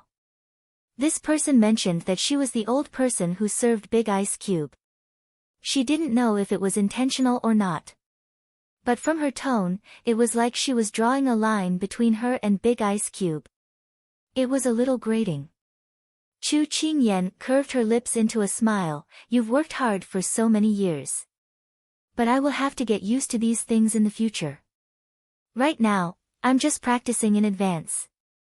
After saying this, Chu Qingyan didn't wait for her reply and turned to Hong Yi to say, "Hong Yi, put down the hot water and towel. Go and work on tomorrow's trip." Cheng Yi was ignored like this. Hong Yi looked at Cheng Yi's sullen face and quickly put down the things. Then she gave Cheng Yi a look to leave with her. Cheng Yi saw that Chu Qingyan had completely ignored her and could only leave unwillingly. But before she left, a trace of calculation flashed through her eyes that no one noticed. Chu Qingyan didn't miss the interaction between the two. She didn't care about this before because she wanted to be a rice worm who didn't care about the outside world. She only wanted to be an otaku to the end. But now, she had to keep her eyes and ears open because this marquee gate was too deep. If she wasn't careful, she would drown this rice worm. Shi Ning happened to be looking for her and found this place. She immediately entered the door. "Master, why are you here?" Is Lord drunk?" "N, you came just in time. There's hot water over there. Give me the towel after you need it. I'll help His Highness wipe." Chu Qingyan stepped forward to help Xiao Su slightly pull open his lapel to make him more comfortable. When she turned to instruct Xining, her fingers accidentally touched the skin on his chest. So smooth. Chu Qingyan lowered her head and couldn't help but poke it. It seemed to be very elastic. TSK. As expected, he exercised regularly. Otherwise, how could his body be so strong and curvy? No, she was going to drool. Cough cough, mistress, here's the towel. Xining couldn't help but cover her eyes. This love-struck woman in front of her wasn't her mistress. No, no. Her charming fantasy was pulled back by Xining's voice. Chu Qingyan hurriedly withdrew her gaze and said, "I didn't see anything." Xining cast her a suspicious look. Chu Qingyan gave a soft cough as she took the towel. She didn't look at how good his body was with her love-struck eyes, but seriously helped Big Ice Cube wipe. When the cloth brushed against his neck, Chu Qingyan suddenly felt a sense of déjà vu. It was as if she had done the same thing to someone before, and it had happened before she came to the ancient era. However, she could not recall it at that moment. She quickly cleaned up and pulled the blanket over him as she let out a soft sigh. At this time, Xining had already brought the water out. The room was very quiet with only the two of them. Chu Qingyan leaned against the bed as her eyes fell onto the person on the bed. This was her first time being alone in a room with Big Ice Cube sleeping peacefully, but she had to admit that Big Ice Cube's alcohol tolerance was quite good. Other people would go crazy after drinking, but he would be quiet after getting drunk. The soft candlelight shined on the mask on his face. The silver light shined and made her a bit dazzled. Suddenly, a bold idea flashed in her mind. She immediately sat up and stared at the mask like a tiger watching its prey. The night was dark and the wind was strong, so it was the best time to take off the mask. Chapter 171. It wasn't that she hadn't wondered what a masked face looked like before. She subconsciously felt that the Big Ice Cube's face shouldn't have been disfigured.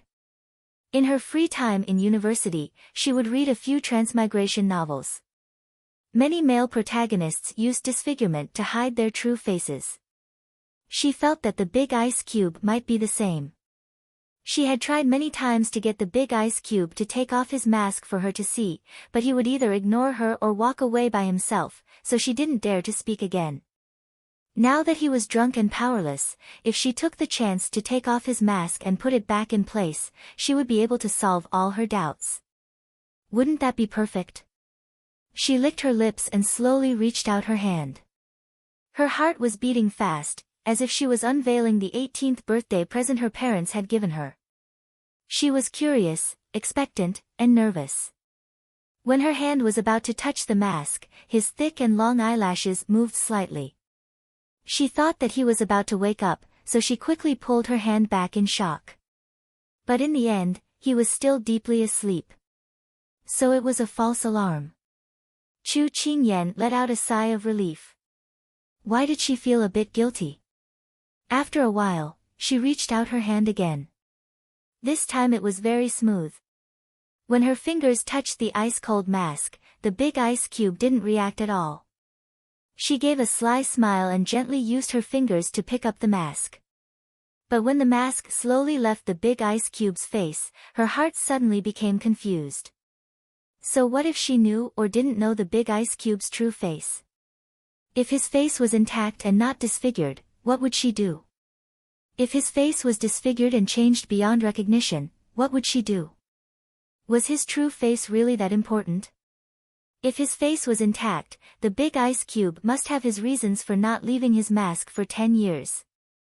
Why would she break this balance for her own selfish reasons? If his face was disfigured, then what right did she have to pick at his scars? Wasn't that just sprinkling salt on his wounds?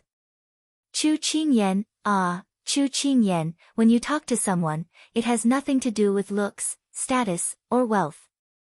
Didn't you despise people who pry into other people's privacy? Why do you want to be the person you used to hate? She slowly retracted her hand. Her eyes suddenly became bright and clear, no longer clouded over. She had to respect the Big Ice Cube. Unless he was conscious and willing to let her know, she would not do this secretly when he was unconscious. When she made this decision in her heart, she felt carefree all over. The sound of footsteps could be heard. Xining had returned. Master, do you want to rest? Tomorrow, they would leave the capital. This servant is worried that you won't have the energy tomorrow. Xining widened her almond eyes and asked with concern. Chu Qingyan smiled. I'll sit here for a while. The alcohol is surging up, and sometimes it's very uncomfortable. I'll go back to my room after a while. Xining nodded. Master's words are reasonable. Seeing her master staring at the Lord, she felt a little funny. Master, you know, in so many years, this is the first time this servant has seen the Lord drunk. This topic aroused her interest. Could it be that the Lord rarely drank in the past? It's not that he rarely drank, it should be that he almost never touched alcohol. The servants in the Fu have never seen the Lord drunk before. Occasionally, he would come back from the palace banquets with the smell of alcohol, but that wasn't anything. Since her master had gradually gained a firm foothold in the Wangfu, Xi Ning felt that as the most trusted subordinate of her master, it was necessary for her to grasp all kinds of information in the Wangfu. Moreover, it was mainly about the matters surrounding the Wangye, so that when her master needed it, it would come in handy. Now, she could talk about the Wangye's matters and accompany her master to relieve her boredom. Chu Qingyan nodded and turned to look at the person lying peacefully by her side. A trace of pity flashed through her eyes. Why was the person who rarely touched alcohol so drunk today? Was it because he was about to leave the capital and was reluctant? Or was it because of the emotions that had been suppressed for a long time that exploded? Big Ice Cube was a very strict person and was very self-disciplined.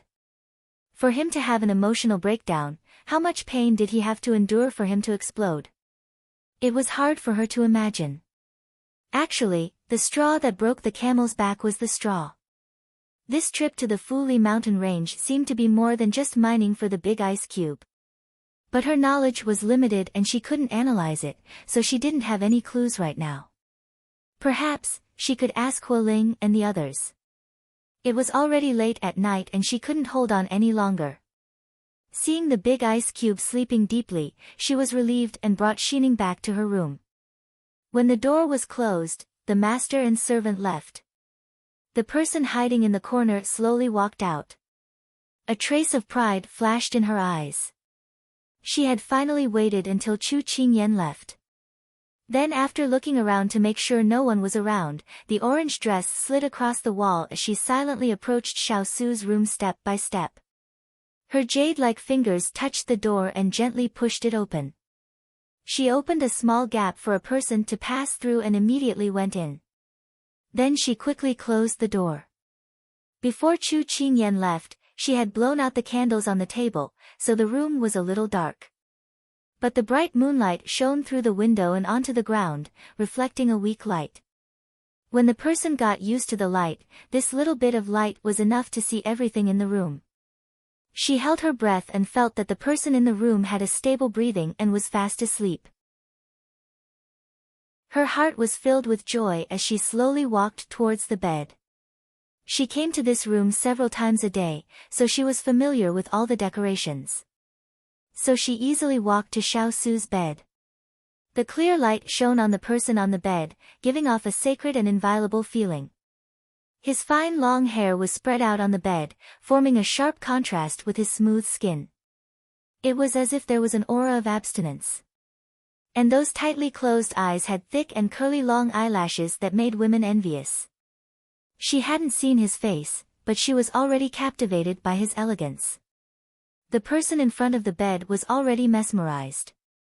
If it was any other time, she wouldn't have dared to look at her master with such a bold gaze. Because that would be offending her master. But now, no one knew. And Lord was already asleep, so no one would come to disturb him. She suddenly gave a low and gloomy laugh. Tonight, she would definitely become one of His Highness's people. Otherwise, she didn't know when His Highness would return. If she waited until she was old, she would lose her value. As for imperial concubine Yu, she would probably be nothing more than an abandoned pawn. Originally, she didn't have any hope. But tonight, when Lord was drunk, it gave her a glimmer of hope. In order to survive, in order to obtain glory and wealth, she could only take risks. And the person on the bed was Lord, whom she had admired for a long time. Her desire to take him for herself was as crazy as grass. So, she couldn't wait to reach out to Xiao Su's belt. The moonlight was cold, but it illuminated her greedy eyes.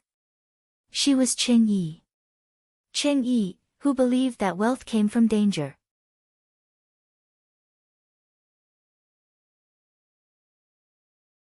Chapter 172. Cheng Yi held her breath.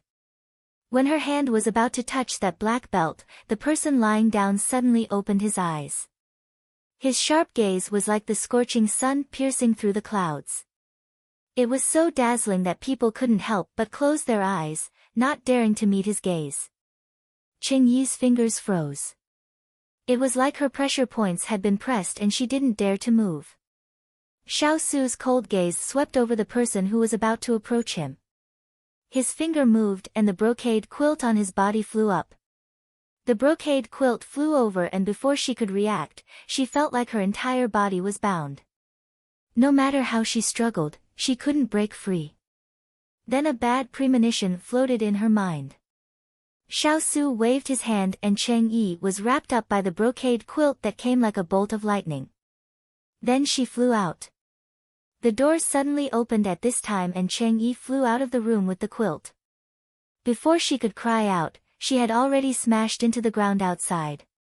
Xiao Su stood up and brushed the creases on his clothes. Hearing the uncontrollable moans coming from outside, he coldly narrowed his eyes. Touching this kind of person was simply dirtying his hands. When he walked out of the room, Hu Ling was already standing by the door. Master! Cheng Yi, who had fallen to the ground, was sobbing in pain. When she heard Hu Ling's salute, she immediately endured the pain and struggled to get up. Trembling, she knelt at the bottom of the steps and explained, "Your Highness, you've misunderstood this servant. This servant didn't mean to disturb your rest. This servant only wanted to go in and see if you were sleeping well. This servant was worried that you would feel uncomfortable in the middle of the night when you were drunk, so." Xiao Su expressionlessly cut her off. "Is that so?" Even though she knew that His Highness was already suspicious, she still didn't let go of the chance to beg for mercy. She quickly nodded, "Your Highness, it's true. This servant isn't lying. This servant can swear to the heavens, the moon is my witness." Xiao Su thought of something the little fellow had once said and couldn't help but throw it back at her. "What makes you think that if you swear on the fickle moon, this prince will believe you?" Cheng Yi had a bad premonition in her heart. His Highness wasn't planning on letting her go tonight. She couldn't help but panic in her heart. She crawled forward a few steps with her hands on the ground. Tears quickly flowed down her face. "Your Highness, Cheng Yi has followed you for so many years and has always been loyal to you. How could I take advantage of this opportunity to harm you? You must believe this servant. Your Highness." When Xiao Su heard this, he sneered, "When did this prince say that you were unruly?" Cheng Yi's heart skipped a beat. She actually confessed without being pressed. Xiao Su didn't give her a chance to find an excuse. At this time, he looked directly at Cheng Yi, who was kneeling at the bottom of the steps. "If it weren't for the fact that you've followed me for so many years, your life would have been in danger the moment you stepped through the door. Without this prince's permission, you casually entered this prince's room in the middle of the night. Have you been following the rules for so many years for nothing?" Cheng Yi lowered her head and tightly gripped her skirt with both hands. She recalled that 8 years ago, when she was selected to train in the King of England's manor, the instructor's first lesson was to make them memorize the 4 imperfections. One of them was that they weren't allowed to enter the Lord's room in the middle of the night. For so many years, these senior servant girls had scrupulously abided by their duties, afraid of violating the rules set by the Lord. But tonight, she clearly violated the rules. Tonight, she cut off all means of retreat. She didn't have a foolproof plan, so her lies were full of holes. She gritted her teeth. Her usually sharp and unkind teeth were hard to justify in front of the gloomy Lord. Her heart couldn't help but tremble. Her whole body couldn't help but tremble. Usually, as long as the Lord gave them a look, they wouldn't dare to say a word. But now, the Lord was in a rage. How could her small body withstand it? "The Lord, Cheng Yi, if it wasn't for the fact that you haven't made any mistakes in all these years, this prince wouldn't have touched you." Xiao Su suddenly spoke. Cheng Yi raised her head and looked at the godlike person in front of her in confusion and horror. "Lord, what are you talking about? This servant doesn't understand a single word." Hu Ling, who was standing to the side, couldn't help but interject angrily, "Cheng Yi, you keep calling the Lord your master, but do you think the Lord doesn't know who you're working for? Don't think that we can't dig out the person behind you just because they're hidden deep. Cheng Yi, His Highness originally saw that you didn't do anything wrong and turned a blind eye, but that went to inform your master. Do you think we are blind? Cheng Yi was dumbfounded. She had been secretly keeping in contact with Consort Yu. She thought she was doing it secretly, but she didn't expect the Lord to see through her. Hualing continued angrily, Cheng Yi, I thought you were honest, but I didn't expect you to bite the hand that feeds you. Tonight, you sneaked into Master's room. Do you think we don't know what you're up to? Xiao Lai's riders were either the type who didn't care about appearances, such as Turin, or the type who focused on technology, such as Wood Spirit, or the type who was exquisite and enchanting, such as Water Spirit, or the type who was calm and collected, such as Ethereal, or the type who laughed and cursed all the time like Hualing. However, these were all their disguises. They were used to life and death and were only loyal to Xiao Su. They didn't care about what happened in the outside world. If they encountered this kind of situation on a normal day, Hualing would have already taken care of it. However, this person had followed the Lord for many years. But in the end, he played the blame game and ignited the anger in his heart. What he hated the most was betrayal. Master had been betrayed by a close relative in the past, which was why he was so cold. Master didn't care about Cheng Yi's betrayal, but he couldn't swallow this anger. The companion he had spent so much time with was betrayed once again. This kind of feeling made his heart feel like it was being cut by a knife. He really felt bad for Master. Seeing the figure in the corner of the hallway, Xiao Su lightly said, "Take her away and interrogate her." With these words, her fate was already decided. Cheng Yi immediately kowtowed and said, "Lord, this servant had no choice. This servant didn't want to. I beg the Lord to show mercy. I beg the Lord to take into account that this servant has served you for so many years and spare this servant.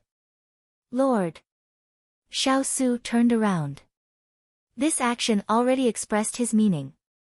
Cheng Yi couldn't help feeling despair, but she still kept crying and begging for mercy. Hualing went forward and sealed her mute acupuncture point.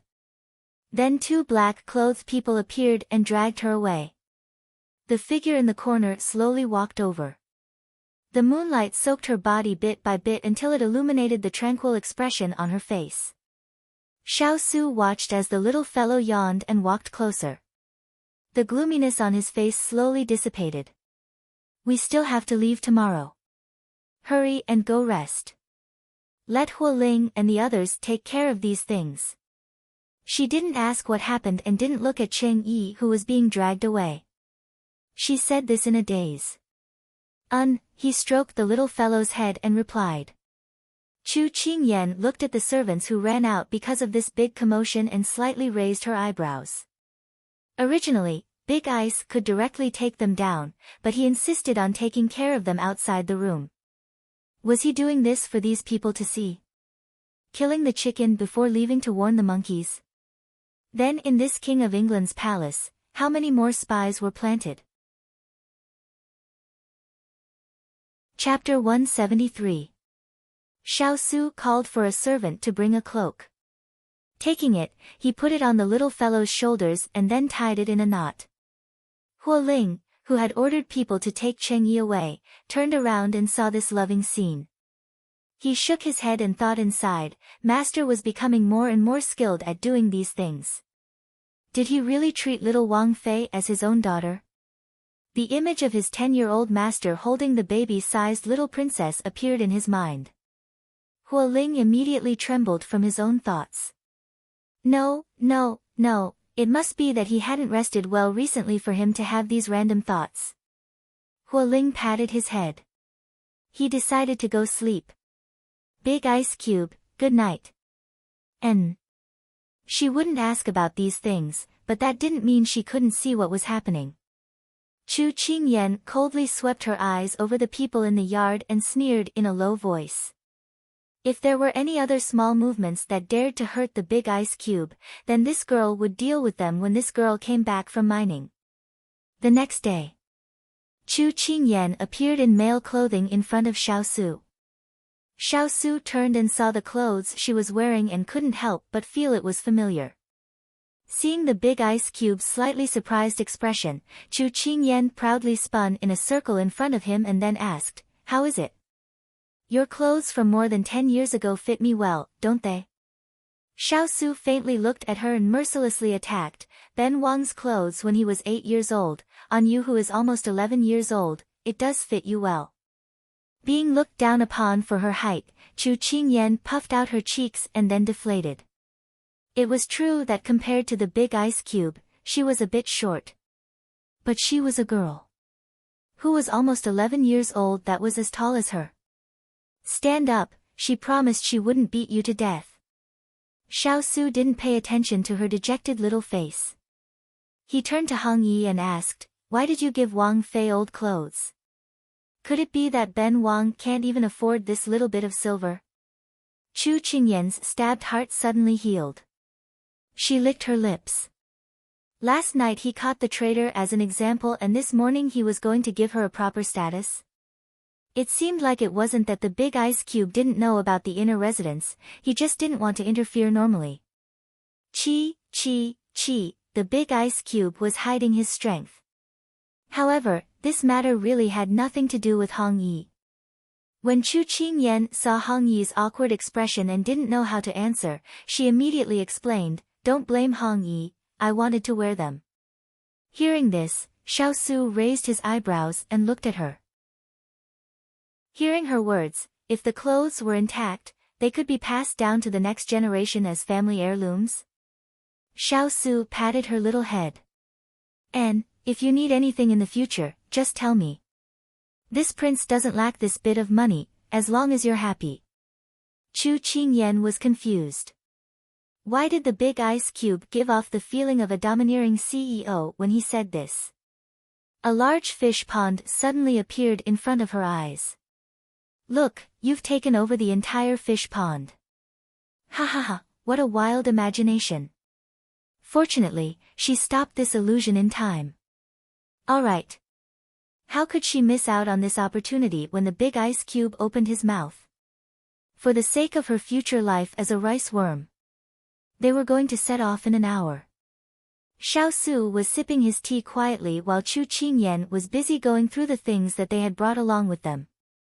Xiao Su's gaze finally landed on her body. When she wore this fine brocade dress, he felt that she had grown a lot in the past half year. Her long hair was tied up high, black like a waterfall flowing down. Her facial features were distinct and her small face was exquisite. She looked exactly like a noble young master. The 11-year-old her seemed to see himself when he was 8 years old. He sipped his tea. Work hard, struggle, and strive to improve. The happy childhood that he hadn't had time to experience, he would give it to the little fellow. He would enjoy the 2 times together. His thin lips slowly hooked up and the smoke curled up. Su-yi dispersed the sorrow of parting. A faint thought appeared in his mind. It seemed like his family's daughter was slowly growing up. Xiao Su shook his head, feeling that it was a bit funny. Because they were going out to carry out a mission and not sightseeing, there was no need for any extravagance, so they couldn't bring many people. However, the big ice cube had given her the task of choosing people early on. She had also chosen carefully. She couldn't do without people around her, but one Xining was enough. She couldn't eat without Huang Yi. Moreover, she heard that the big ice cube had 2 maidservants by his side. One was Lu Yi, who was in charge of accommodation, and the other was Qing Yi, who was in charge of travel. Lu Yi had returned home to visit relatives and was returning home today. Qing Yi usually didn't stay in the inner courtyard, so she had never seen her before. However, since these 2 were in charge of the mission, she felt that the big ice cube would need them this time, so she brought them along. Lan Yi was gentle and weak, so it was fine. Ziyi hadn't come out yet, so there was still Hong Yi. However, she didn't know why, but Hong Yi, who always had a gentle smile and was highly respected by the servants, had a trace of vigilance in her heart. She didn't know why, because a woman's 6th sense was always inexplicable, but it was surprisingly accurate. Moreover, the management of the inner courtyard couldn't be done without Hong Yi, so she arranged for her to be fully in charge of the inner courtyard. Hong Yi didn't show any emotion, and still had a gentle expression on her face as she took care of the management matters. So on this trip, she brought the Big Ice Cube's 3 maidservants with him. They couldn't lack food, shelter, and transportation. Then there were a few second-grade maidservants and a few manservants. Adding everything together, there were around 10 people. Before leaving, she gathered all the stewards and servants in the palace. She was just explaining the following matters and beating up the servants who wanted to slack off when their masters weren't here. Huo Ling and the others who came out with their bags saw the little princess give a proper lecture and they all gave her a thumbs up. After the lecture, Chu Qingyan directed everyone to move the boxes onto the carriage. Everything was done in an orderly manner and there was no need for anyone to worry about it. Huo Ling and the others gave her a thumbs up in their hearts. When they were about to get on the carriage, Chu Qingyan also saw Lve and Qingyi.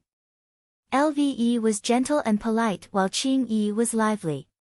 The two of them bowed to her and Chu Qingyan secretly looked them over before arranging a carriage for them. Anyway, they had all been trained, so they knew what to do on the road better than her, so she didn't need to waste her breath. Everything was prepared. Set out.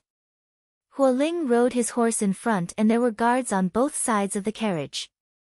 Each person had a serious expression, but they were dressed like normal servants.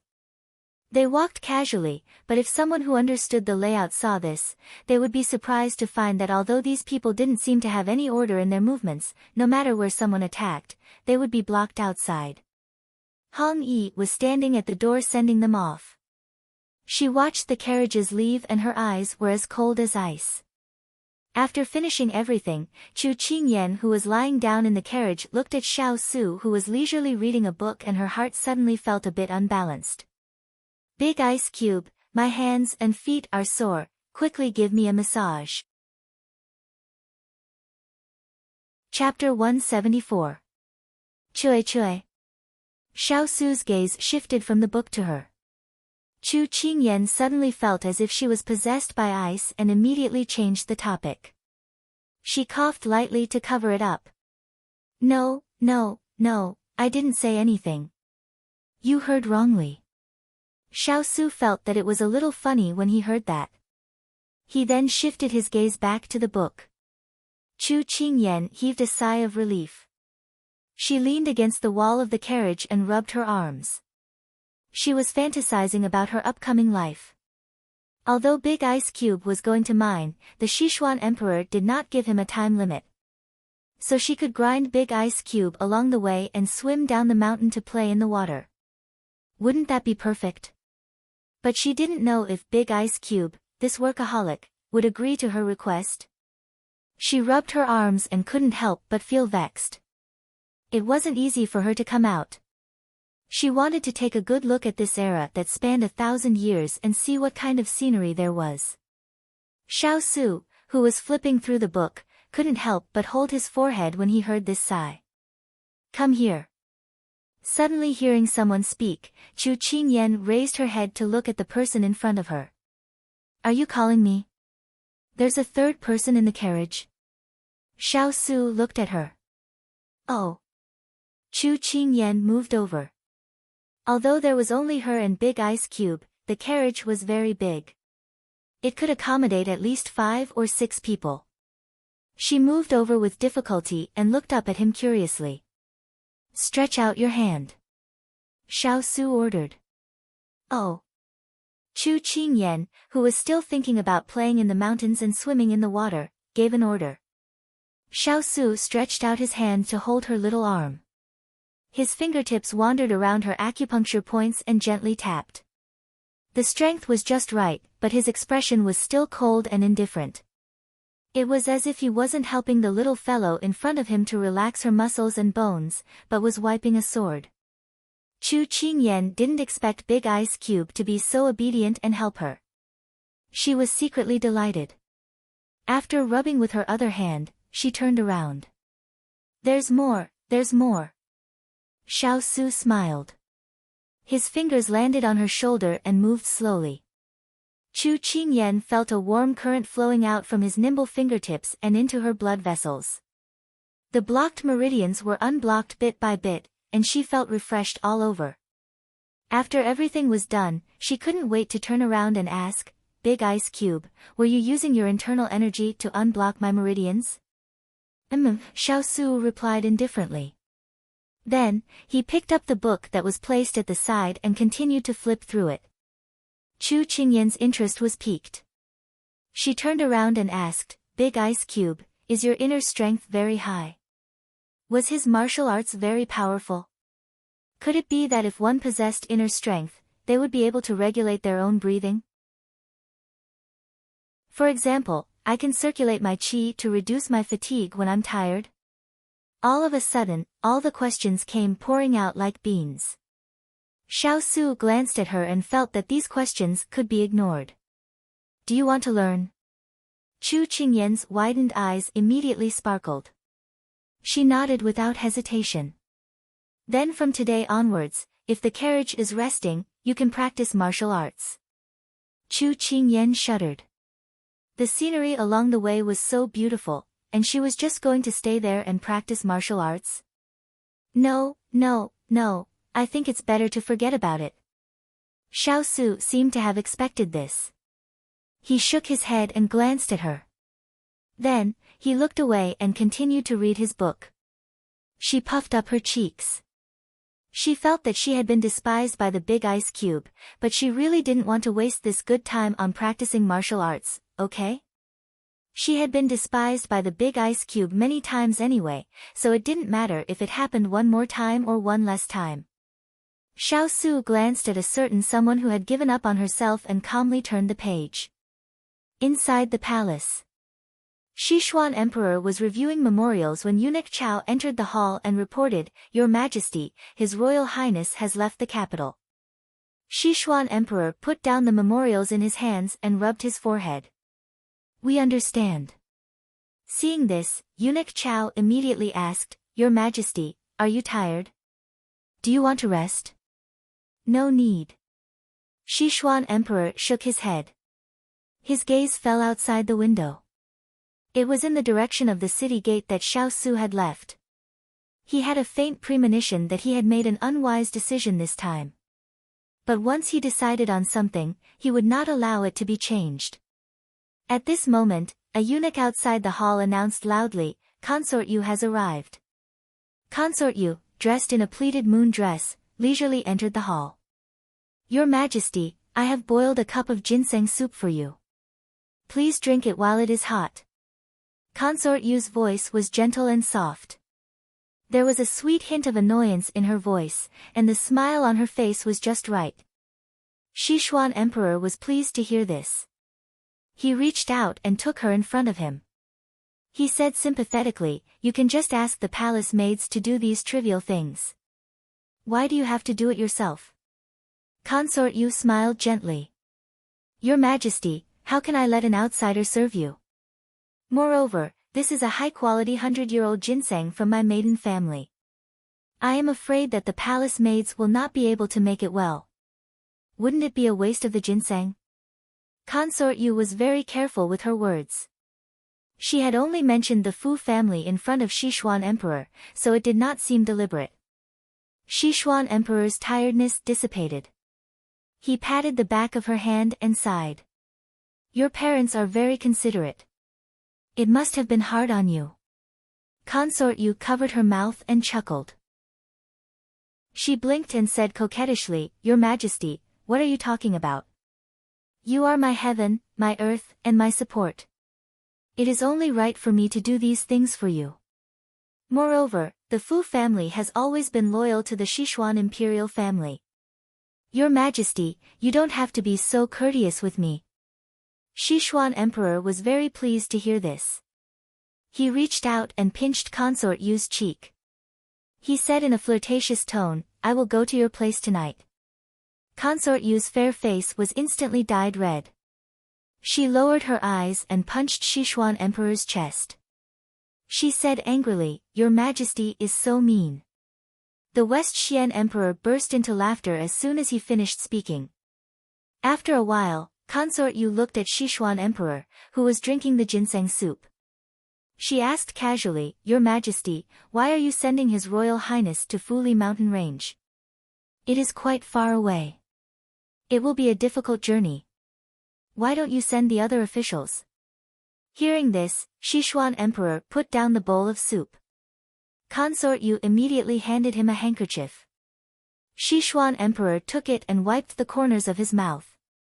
He looked at Consort Yu, who had a confused look on her face, and said slowly, "You are still so considerate of Su, But he might not appreciate it."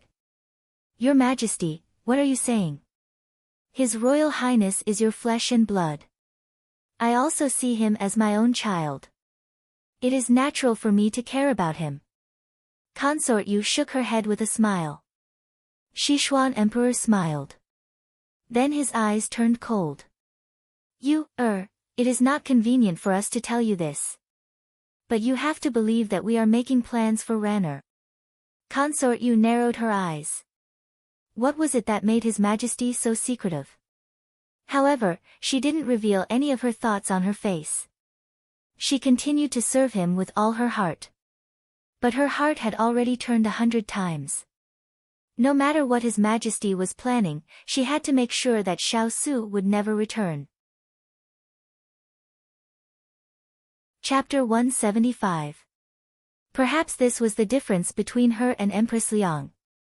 One was expressionless while the other showed all her emotions on her face. Men always liked the cute and lovable type, so it was destined that Empress Liang would not be able to beat Consort Yu. Eunuch Chao had already left when Consort Yu went in. When he heard the teasing from inside, he sighed in his heart. In this inner palace, although the concubines were all treated equally, only Consort Yu could receive this kind of treatment.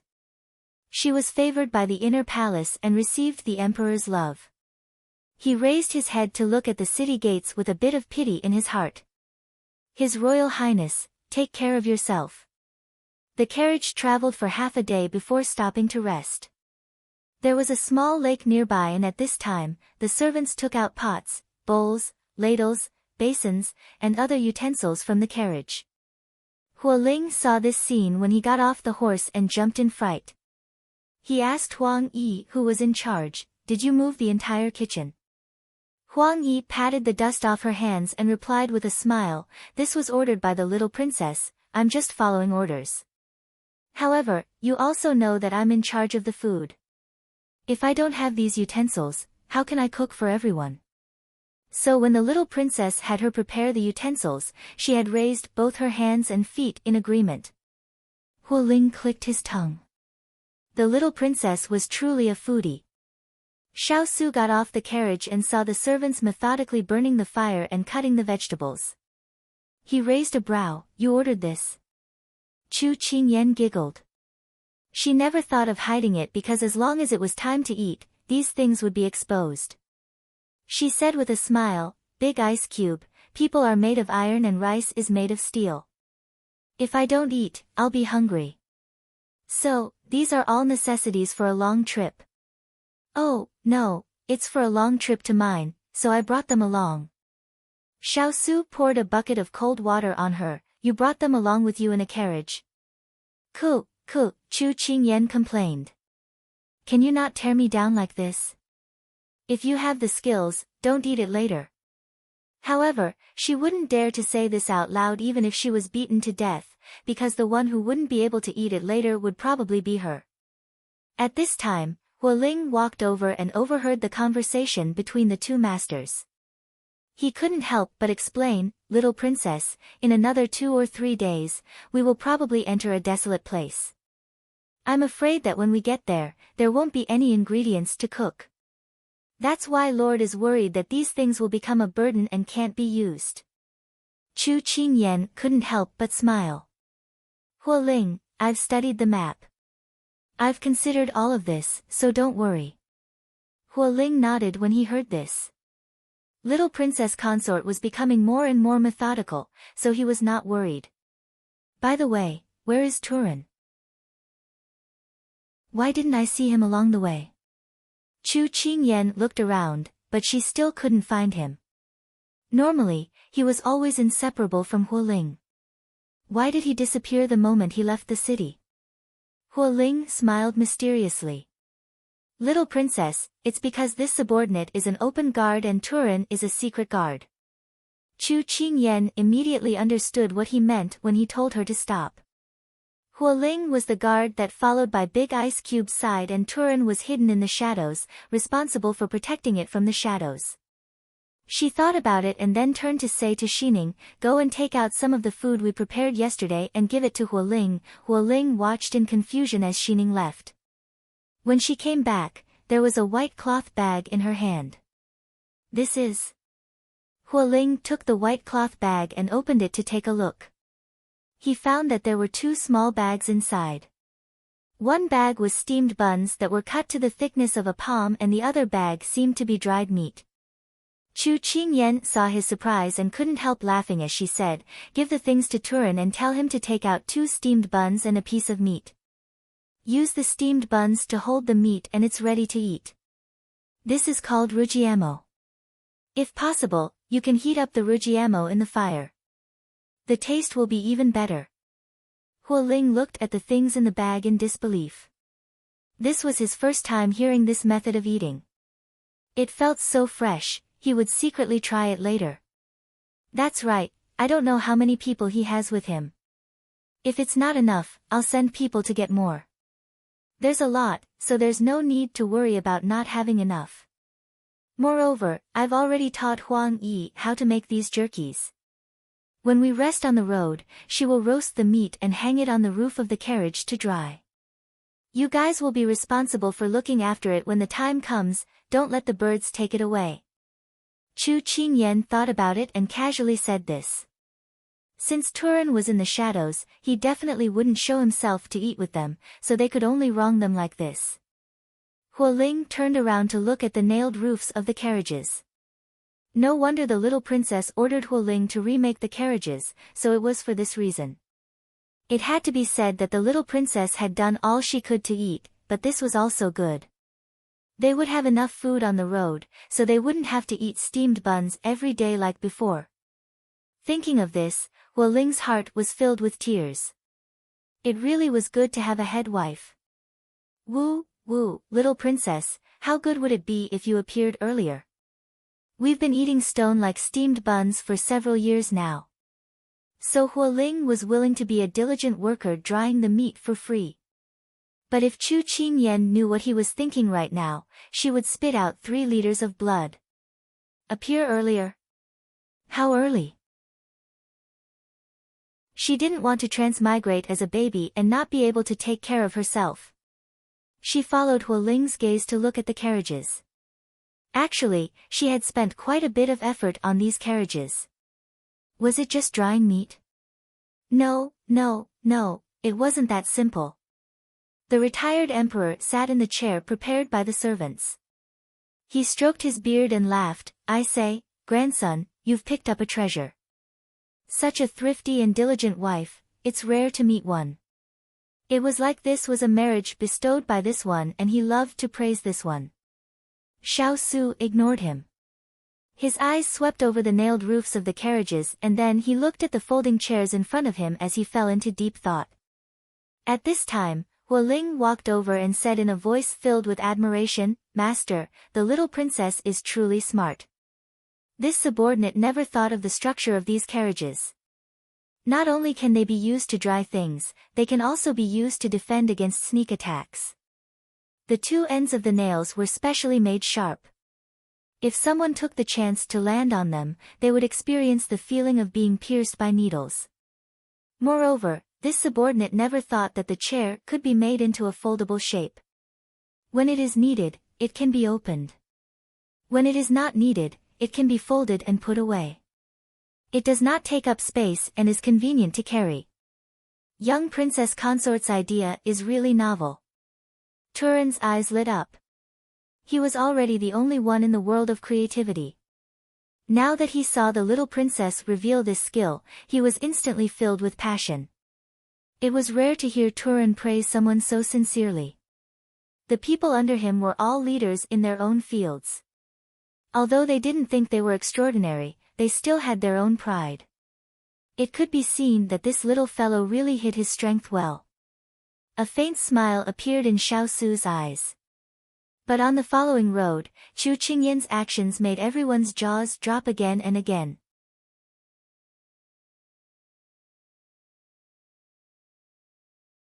Chapter 176.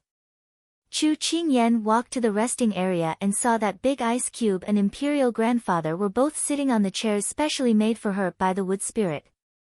Her heart was filled with joy. However, the moment she sat down, she saw Imperial Grandfather's cheeks puffed up.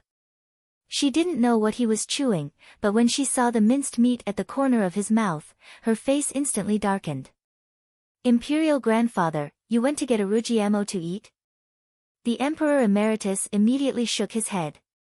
Even if he was beaten to death, he wouldn't admit that someone of his noble status would do something like stealing food. Chu Qingyan sighed. Imperial Grandfather, you're too fast. I originally wanted to teach you another way to eat. The Emperor Emeritus's eyes emitted a green light, like a hungry wolf that saw its prey.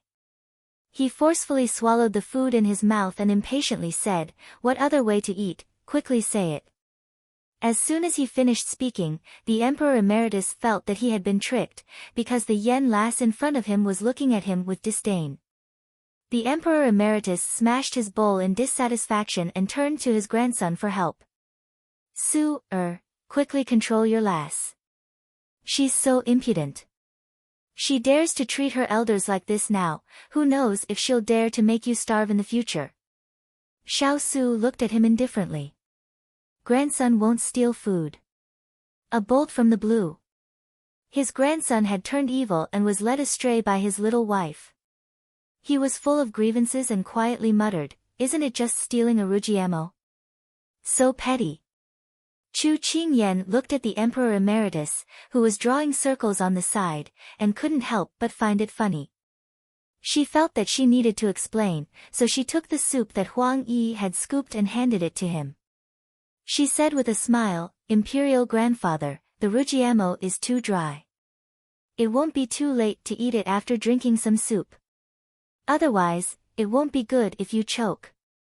The Emperor Emeritus smelled the fragrance, and the haze on his face cleared away. "Yen lass, we know you're the best." Chu Qingyan felt that this Emperor Emeritus really was like an old urchin and couldn't help but say, "In the future, you can take whatever you want to eat. Don't be polite." The Emperor Emeritus immediately glanced at her, lowered his eyes, and asked in a small and uncertain voice, "Really?" Seeing how careful he was, Chu Qingyan's heart softened. She nodded seriously. "Yes." The retired emperor's eyes widened, his face beaming with joy. He immediately turned to Gu Rong and said, "Help me move the pastries from the last carriage to my carriage." Chu Qingyan almost hit her head on the tree behind her. Fortunately, Big Ice Cube was quick enough to hold her head. Gu Rong was a personal guard assigned by Xiao Su to the retired emperor. The retired emperor waved at her, "Yen lass, thank you." Looking at the Emperor Emeritus's complacent appearance, Chu Qingyan couldn't help but admit that the older the ginger, the spicier it was. She was still too naive. She would never play with him again. Humph. When Xiao Su saw this, for some reason, he felt like laughing. It was a rare sight for him to see his family in such a harmonious and joyful manner. "Big Ice Cube, I've prepared some non-sweet pastries for you.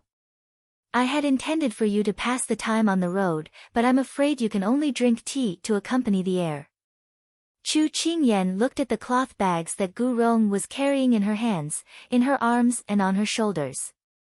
She couldn't help but turn to him and sighed. Xiao Su laughed in spite of himself as he patted her head, "It's fine." Chu Qingyan turned to look at the Emperor Emeritus, who was happily drinking his soup and couldn't help but smile. Having an old man at home was like having a treasure. After the group finished their lunch, they rested for a while and prepared to set off. Just at this moment, a man dressed in black appeared in front of Xiao Su. Master, the carriages have already left the city in different directions according to your request. The people inside have all changed their appearances so that no one will notice the difference. Xiaosu calmly replied. Chu Qingyan pondered in her heart when she heard this. When they left the city gates today, she discovered that there were more than 10 carriages following behind them, but in the end, they all disappeared. She thought that it should be the big ice cube smokescreen.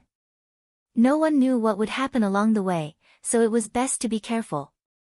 But what made her feel even more uneasy was that when she left the city gates, there was a voice in her subconscious that warned her of danger. She closed her eyes. Since they were already out of the city, then let nature take its course. She had a strong backing by her side, so she wasn't afraid. At this moment, Xiaosu had already entered the carriage. When he saw the little fellow's scrunched-up face, he couldn't help but ask, "Are you still angry at Imperial Grandfather for taking away all the pastries?" When Chu Qingyan heard that, she regained her senses and smiled slyly. "How am I such a petty person? Moreover, when we reach Jiangnan in a few days, we can buy whatever delicious food we want.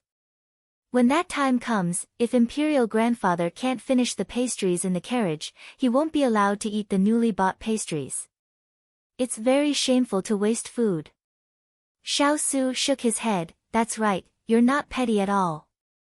After eating and drinking her fill, Chu Qingyan lazily leaned against the wall of the carriage, listening to the big ice cube teasing her. She shrugged her shoulders. It wasn't that she wanted to make things difficult for retired emperor, but she felt that he had hidden too many secrets from her. She would probably encounter countless hardships in the future. It was too much. However, everything was just for fun. Retired emperor was like an old urchin, and she liked to play with him. At this moment, Gu Rong's voice sounded from outside the carriage. "Young Princess Consort, retired emperor invites you to taste the pastries together." Chu Qingyan looked up in surprise. At this time, the pastries had already been handed over.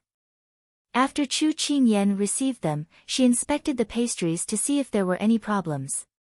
After confirming that there were no problems, she picked up a piece of plum jade cake and put it in her mouth. She was puzzled as she asked the person in front of her, "Imperial Grandfather's behavior seems a bit strange. Did he suddenly have a conscience?" But it was a bit impossible. He regarded pastries as his life and was wild with joy just now. He was simply like an ancient version of Granddad Ah.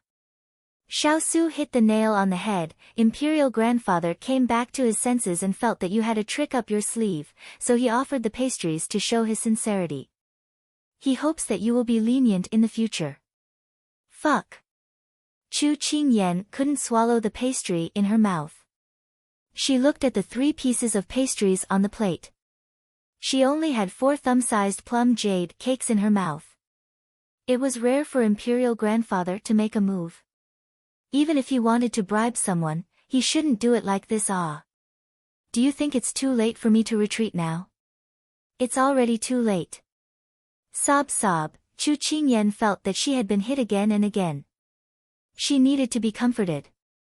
Looking at the little fellow who had fallen head first into his arms, Xiaosu gently patted her head. After thinking about it, perhaps Imperial Grandfather's idea of traveling together was a good idea. At least it could slowly train the little fellow's IQ. Thus, His Royal Highness, who was usually protective of his own, decided that in the future, he would not intervene in the battle of wits between the little fellow and Imperial Grandfather. If Chu Qingyan knew what Xiaosu was thinking at this time, she would probably vomit blood. Fighting with the retired emperor to improve her IQ? And then he would watch with folded arms? Could he not be so heartless? Thus, the whole journey passed by in such a way. Chu Qingyan and the others welcomed the first night outside of the capital. As night fell, the residence of the King of England welcomed a group of mysterious people. Chapter 177. It was already late at night, but the quiet King of England's palace was not calm at this time. On top of the high wall, dozens of black shadows leaped up. The person in the lead was dressed in purple. His demonic eyes swept across the palace that was somewhat hazy under the light of the lanterns, and the corners of his mouth curled into an ambiguous smile. The night was dark and the wind was strong. It was the best time to make a move. He gently waved his hand and the black-robed people following him were like arrows that left the bow. They quickly scattered to every corner of the palace like ghosts and no one noticed them. Higashio Motetsu looked at the inner courtyard of the King of England's palace that was not as guarded as last time and raised his brows. As expected, he had to search when Xiao Su was not here. This time, he brought the best hidden guards who were good at qinggong. They were very good at hiding, so it was not a problem for them to hide from the guards inside. So he swept his eyes over the direction and flew towards the study. Success or failure, it all depended on this one move. At this time, Chu Qingyan's group had stopped to rest. The fire was burning. Hua Ling arranged for guards to take turns. Right now, in this place where there were no villages or shops, safety was very important because it was said that bandits often appeared here. Moreover, at night, fierce beasts would appear, so Hua Ling did not dare relax his vigilance. It was already late autumn and the night was very cold, so it was not suitable to sleep in the carriage. But Chu Qingyan was already prepared. She ordered people to take out the things in the carriage. At first, no one knew what it was, but when Mu Ling ordered people to prop it up on the ground, everyone was surprised to find that these things could be propped up and turned into tents. Chu Qingyan nodded her head in satisfaction. Back in the king's residence, she had only described the appearance and material of the item to the wood spirit, and the wood spirit had actually been able to understand it and make it in an instant. As expected, the big ice cube subordinates were indeed powerful. This kind of tent was modeled after the modern world's camping tents. The fabric was made from Sichuan special ink yarn. It was not easy to get wind and was light. It was simply a necessity for traveling at home. The Emperor Emeritus patrolled the area with his hands behind his back. He stroked his beard and said to Chu Qingyan out of the blue, "Yen lass, the things you have there are really not bad." Chu Qingyan blushed with shame. "Imperial grandfather, is it really good for you to say it out loud?" When Xiao Su heard this, he turned to look at her. She immediately played dead. "All right, I'll sleep here tonight." The retired emperor simply didn't care about Chu Qingyan's predicament. He chose a tent and immediately went in. He even sighed comfortably. Chu Qingyan and Xiao Su each chose a tent and went to rest. It was late at night. Outside, there was only the sound of the burning firewood and the whistling of the mountain wind. The night was still quiet. Xiao Su was lying in the tent. His body was covered with a blanket that had been basked in the sun. He could still feel the warmth of the sun. He slightly hooked his lips. He had to admit that this little fellow, in this short day, had given him too many unexpected surprises. Just as he was about to fall asleep, he suddenly heard a series of footsteps slowly approaching from the side. Then, he saw a shadow reflected on his tent through the firelight. Finally, the shadow hesitated outside for a moment before raising its hand and patting his tent lightly. "Big Ice Cube, can I sleep with you tonight?" At this moment, in the King of England's residence, the black-clothed men were conducting a carpet search. Higashio Motetsu had just landed by the study's window when two shadow guards dropped down from the beam and waved their swords at him. Higashio Motetsu didn't expect that even if Xiao Su had taken away the elites, there would still be such powerful shadow guards in his residence. However, he was already prepared. He pulled out the folding fan at his waist and lightly blocked one of the shadow guard's swords. He dodged sideways, and the other shadow guard's sword was also avoided. At this moment, Dongting Wangyu's eyes flashed with a hint of evilness. The folding fan that he used to block the blades suddenly opened. Coincidentally, the evening wind blew, and the powder on the folding fan flew towards the two shadow guards. The shadow guards couldn't dodge in time and were hit by the powder, falling to the ground. From the moment they landed to the end of the three people's fight, it was only a blink of an eye. A fight between experts was so fast. It didn't alarm anyone. Higashio Motetsu put away the folding fan and shook his head. This young lord doesn't like to use swords and knives the most. It affects my demeanor too much. Thus, he leaped over the two of them and leaped into the study through the window. There was no candlelight in the study. He could only distinguish the layout of the room through the bright moonlight. He walked to the desk and flipped through the documents on it. He looked carefully and then turned to the bookshelf and flipped through the books one by one.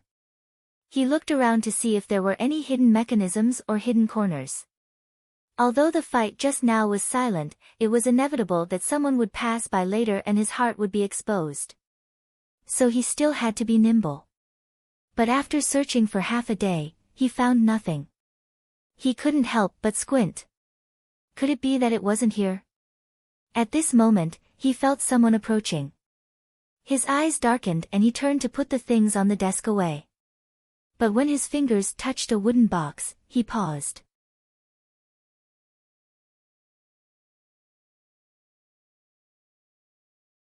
Chapter 178. In the dead of night. Inside the Moon Palace, a figure stood under the palace lantern. Among the shadows, one could tell that it was a woman with a good figure. A gust of wind blew away the thin palace veil, revealing the face of the person inside. Imperial concubine Moon's face was calm and restless. She stood there for a while as if she was waiting for someone. Suddenly, the candlelight flickered. Imperial concubine Moon couldn't help but close her eyes. When she opened them again, a black-clothed person had appeared in front of her. His entire body was covered by a cloak, making it impossible to see his appearance or figure. She could only feel that this person was very tall, but his entire body exuded a gloomy aura of death. But when Imperial concubine Moon looked over, the gloominess on his body faded a great deal. Why did you order someone to summon me at this time? Is there something important? The person's voice was low and slightly hoarse. She couldn't tell his age or gender. It seemed that he had changed his voice intentionally. As soon as Imperial concubine Moon saw who it was, she revealed a smile. You came. I knew you would come. Yes. The cloaked person nodded. But you're too bold. The palace is heavily guarded. It's better to be careful. The cloaked person said. With your martial arts, it's easy for you to enter the palace. Consort, you didn't care. Then, she went straight to the point. Xiao Su was sent to the Fuli mountain range to investigate the mine. What do you think about this? It's just a suicide mission, the cloaked person replied nonchalantly. A suicide mission? Consort, you didn't understand. For so many years, the Fuli mountain range has been covered in snow. It's close to the border of the southern kingdom. If there was a mine, it would have been excavated a long time ago. Why wait until now? The cloaked person stood with his hands behind his back and analyzed for her. What does your majesty mean? Consort Yu was a little confused. Since there was no mine, why would he send Xiao Su to search for it? Suddenly, her eyes lit up with surprise. Could it be that your majesty wants to send Xiao Su away and use this period of time to nurture his forces and let him take root in the empire? The cloaked man nodded slightly, not entirely. Cultivating Ranner is one of the reasons, and making Xiao Su disappear from this world is another reason. However, I think that there is another reason, but we can't find it yet. However, I have to say that Sichuan Emperor really treats you and your mother very well. He spends all his time and energy on you. How do I make Xiao Su disappear? Consort Yu asked immediately. That was what she was most concerned about. Xiao Su was a thorn in her side. She had to get rid of him as soon as possible. Do you know why the news of going to Fuli mountain range to search for ores is known to everyone? The cloaked man asked. Xiao Ho was playing chess with himself, holding a white piece in one hand and a black piece in the other. Master, the King of England is already 7 miles away. A subordinate knelt in front of him and reported. Xiao Ho placed a white piece, as if he didn't pay much attention to the subordinate's report. The heater was still burning, and the whole room was as warm as spring. The palace maids changed a new teacup. It was Biluakun tea. Xiao Ho picked up the teacup and gently slid the lid over the floating tea leaves. His movements were slow and deliberate, and he was living a refined and luxurious life. It was hard for outsiders to imagine that the third prince, who was always weak and delicate, had a smile on his face, but it didn't reach his eyes. It was as if he was an unpredictable wild wolf lying in ambush, waiting for an opportunity to take a bite out of you. Master, everything is still calm at the moment. Should we make a move? The subordinate suggested. Xiao Ho put down the teacup and took the brocade handkerchief from the palace maid. He wiped the corner of his mouth and said faintly, "No need. It's not the right time yet. Moreover, there are many people who can't hold back. Why should we be the first to make a move? Yes, master's consideration is more thorough than mine." The subordinate bowed his head and responded. Xiao Ho continued to play chess. His eyes fell on the chessboard. His hand that was holding a piece paused slightly. After a moment of contemplation, he slowly said, "However, I don't think this should be a simple trip to the mine. Father should have other instructions. You send someone to pay close attention to the King of England's every move and find out the secret mission." "Yes, master." The subordinate immediately accepted the order. Xiao Ho placed the last piece, and the game was set. The white pieces completely outflanked the black pieces, and the black pieces were defeated. On a moonless and windy night, how many conspiracies were staged one by one? The night was too cold, and the wind was too cold. Could the people who were on a long journey have a safe and smooth journey?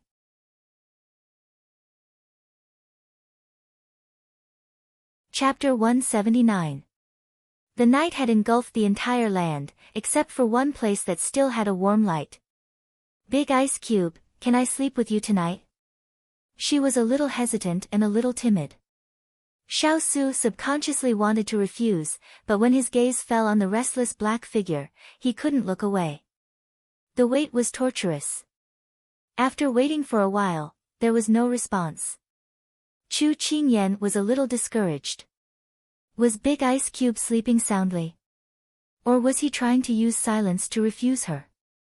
"Forget it, I'll just squeeze in with Xining for a night." Just as she was about to turn and leave, she heard the sound of the tent opening. She lowered her head and met a pair of bottomless eyes. "Come in." Her heart was filled with joy as she replied, "Okay." Then she quickly squeezed her way in. The tent wasn't big, just enough for one person to put down a blanket and pillow. It would be crowded with one more person, but luckily Chu Qingyan was petite and her figure was just right.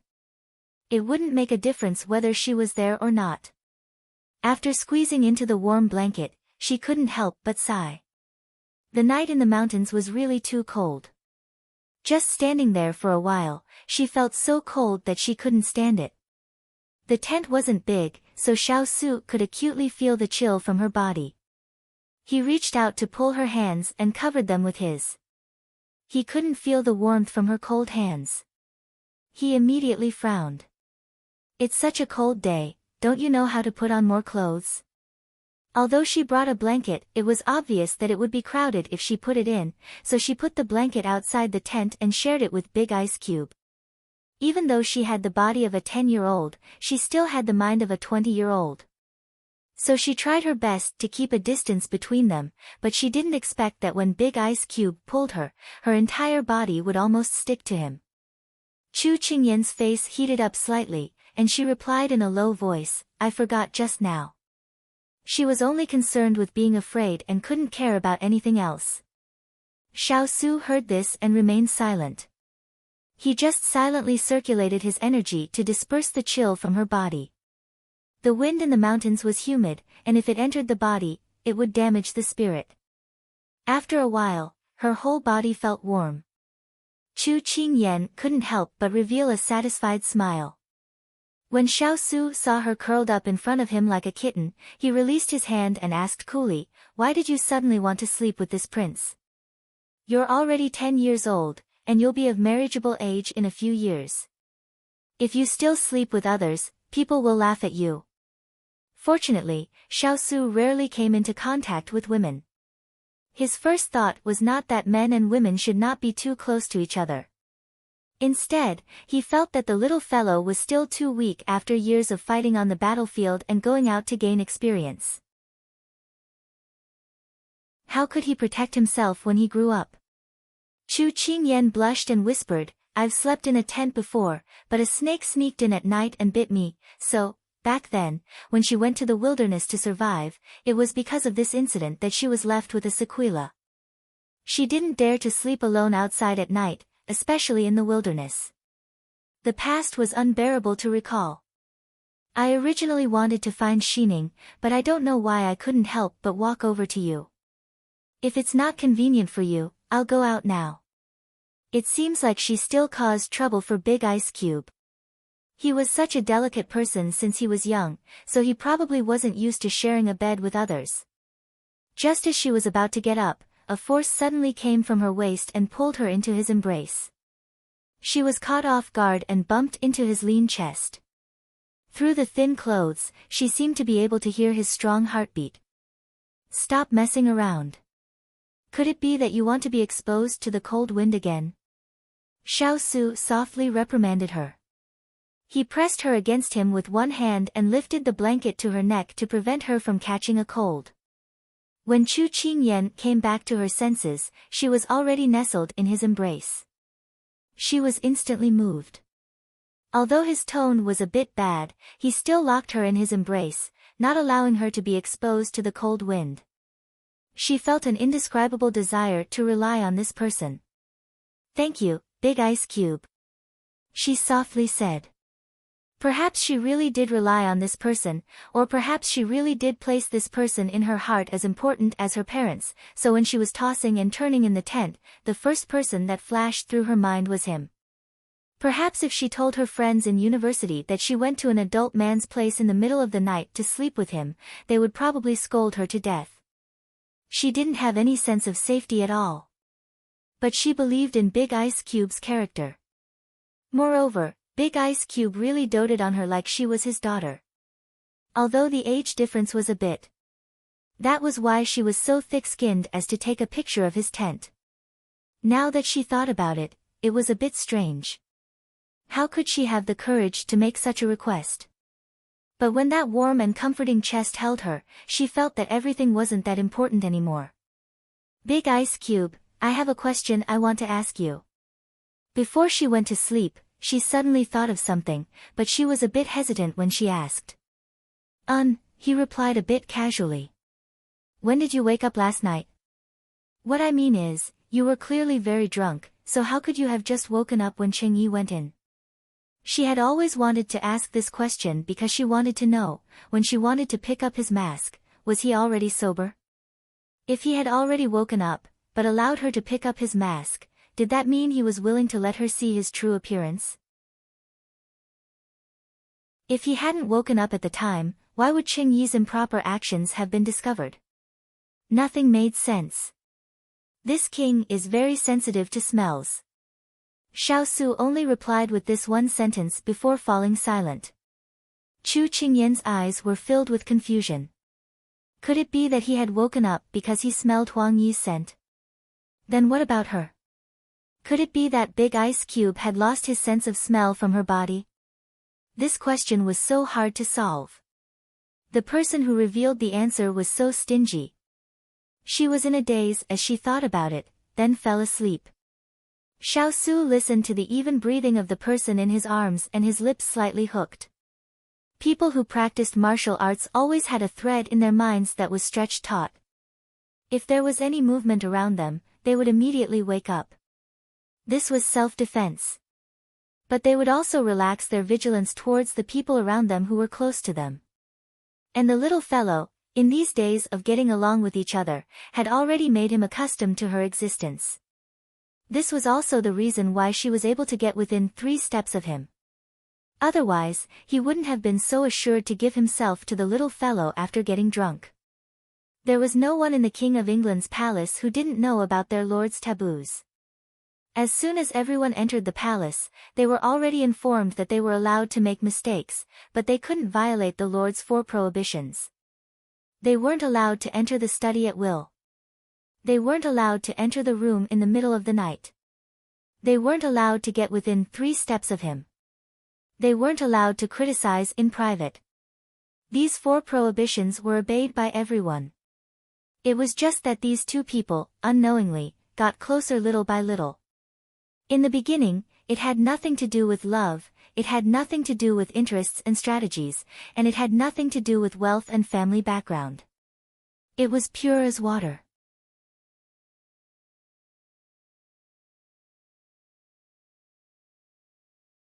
It seemed that the retired emperor wasn't the kind of person who would hit someone when they were down. She wouldn't bicker with him about the pastries from before.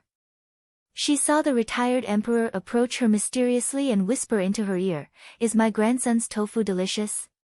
She was struck by lightning. Chu Qingyan felt as if she had been charred by lightning. Only now did she remember that there was someone here who was familiar with her background. How could she have forgotten? Imperial grandfather, you can eat whatever you want, but you can't speak whatever you want. We're innocent. Chu Qingyan argued with all her might. Don't worry, I understand. And I also went through this in the past. Don't think that there's a generation gap between us just because we're separated by several generations. Imperial grandfather is very open-minded. The retired emperor patted her shoulder in a very righteous manner, almost knocking her lungs out. Imperial grandfather, what the hell do you know? Chu Qingyan felt that she would only make things worse, so she simply shut her mouth and didn't want to say anything else. But the retired emperor clearly didn't want to let her go. He half tempted and half threatened her, "Yen lass, it's fine if you don't want me to say anything.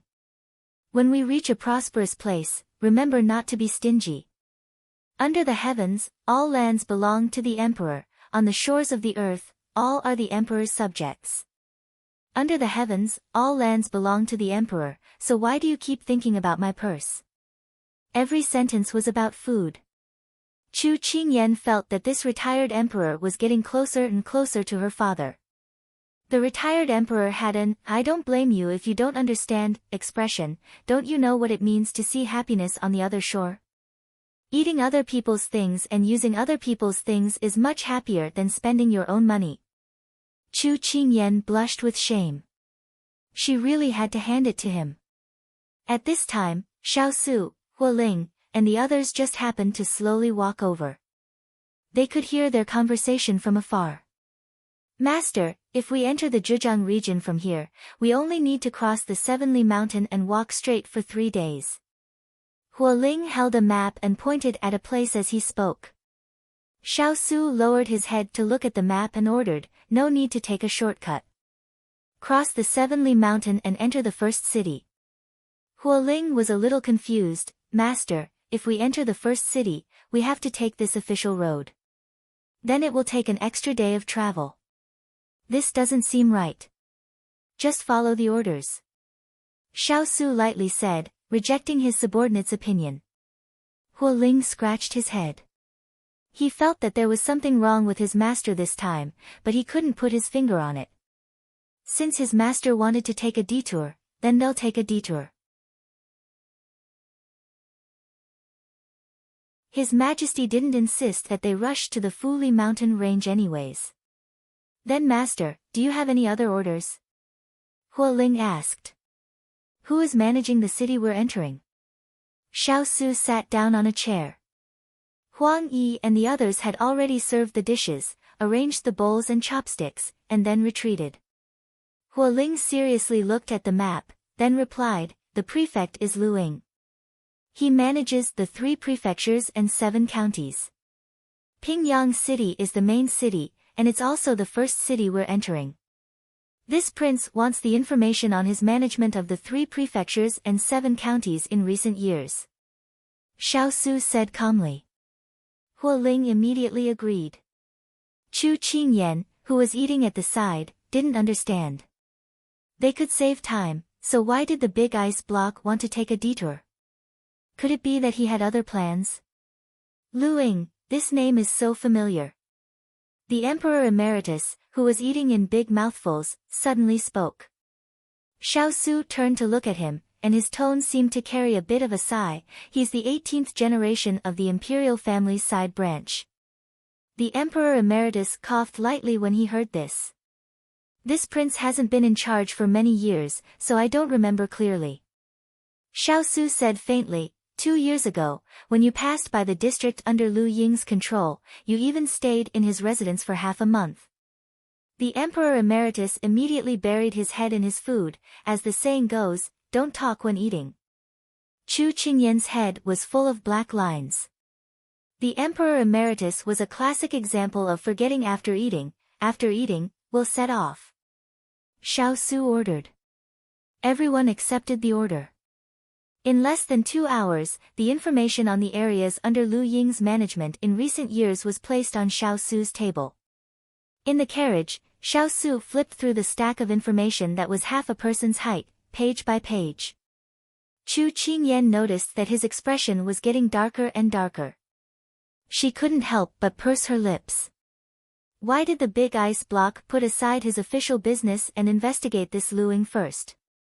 Once they left the capital, she felt that the big ice block was acting strangely.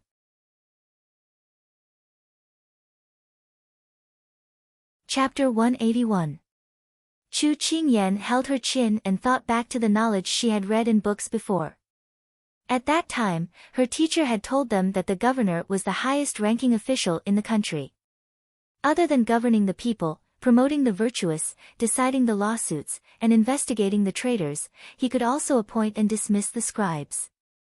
That was equivalent to the current high-ranking officials and mayors. However, the ancient counties were much smaller than the modern ones, so there was no comparison at all. However, this position was already not small in the ancient times. At this time, a gust of wind blew in and the paper on the little bed fell to her feet. She picked it up and inadvertently saw the words written on it. 3 years ago, Lu Ying's Qi County had a flood. The court had allocated 3 million taels of silver, but in the end, the citizens of Qi County only received 300,000 taels. The other 2,700,000 taels were a mystery. In the flood disaster, 172 people died and 110 of them died from starvation. Chu Qingyan looked at the information written on the paper with wide eyes. No wonder Ice Block Yu's face was so bad. With the several million taels of relief money being a mystery, there was a certain meaning to it. Corruption. In this world, there was no business that wasn't corrupt and no official that wasn't corrupt. This had already become the common saying of the citizens. Was that ice block going to take care of it? She silently put the paper back.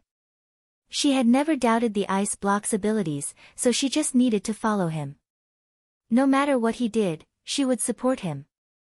She originally had a bit of energy to look at the scenery outside the window, but as the carriage swayed, she began to feel drowsy. In the end, her body tilted and she fell asleep on the bed. Chu Qingyan had also redesigned the interior of the carriage. The concept of the small couch inside was the same as that of modern foldable sofas. Therefore, when she fell asleep sitting on the couch, Xiao Su, who had been paying attention to her, shook his head when he saw this. He carried her and flipped her over to the upper couch, joining it with the lower couch to form a small bed. Only then did he gently put her down. He silently stared at the sleeping face for a while. Perhaps from today onwards, it would be bumpy. There wouldn't be a soft bed to sleep on every time. Little fellow, are you ready? Are you ready to face the wind and rain with this king? The peacefully sleeping Chu Qingyan did not know that someone had been staring at her for a long time, not leaving their line of sight. Halfway through their journey, there was a sudden gust of wind and dark clouds covered the sky. Huo Ling looked at the dark sky and his heart sunk. There was no village or shop here. If there was a storm, there wouldn't be a place to hide from the rain. So the group of people rushed and arrived at the ferry port in the evening. The carriage stopped and Chu Qingyan was already awake. There was only her and she was the only person in the carriage. She wanted to get up, but when she saw the blanket was covering her body, she couldn't help revealing a smile. Who said the ice block was a cold person? Didn't he knew how to take care of time? She silently ridiculed those who slandered Big Ice Cube in her heart, then got out of the carriage. How to the internet was that time in the end? It seemed like the words on Weibo were right. When the wind came, it was time to test everyone's weight. 80 kilograms would be blown away, 90 kilograms would be lifted off the ground, 110 kilograms would be wrapped around the pole, and 130 kilograms would not be able to stand on the road. Only the heavy weight could be as stable as Mount Tai. It was a good thing the wind was not as strong as a typhoon, otherwise she would already be floating in the sky. She opened her eyes from the wind and found that she was standing at a small ferry port. She could almost see the town on the other side, but looking at the splashes created by the wind, it would be very difficult to get through the night. Her hands formed a small tent in front of her. Looking around, she saw the ice block standing by the river, as well as the retired emperor, Huoling, Muling, Ethereal, and the others by his side. At this time, Xining walked over. "Master, you're awake. Lord just told this servant not to disturb you." I've slept enough." "That's right, are we going to cross the river tonight?" Chu Qingyan led Xining to the people in front of her as she asked. Xining replied, "Just now, I heard Lord Huoling's meaning. It seems like we want to stay here for the night and cross the river tomorrow." Chu Qingyan nodded. The sky was getting darker and the wind was getting stronger. Staying for the night before setting off was a wise decision. When they approached the group of people, they heard Lve say, "There is an inn 1 li away from here. We can stay there for the night." Xiao Su nodded and Huoling began to order the others to get on their horses and prepare to find the inn.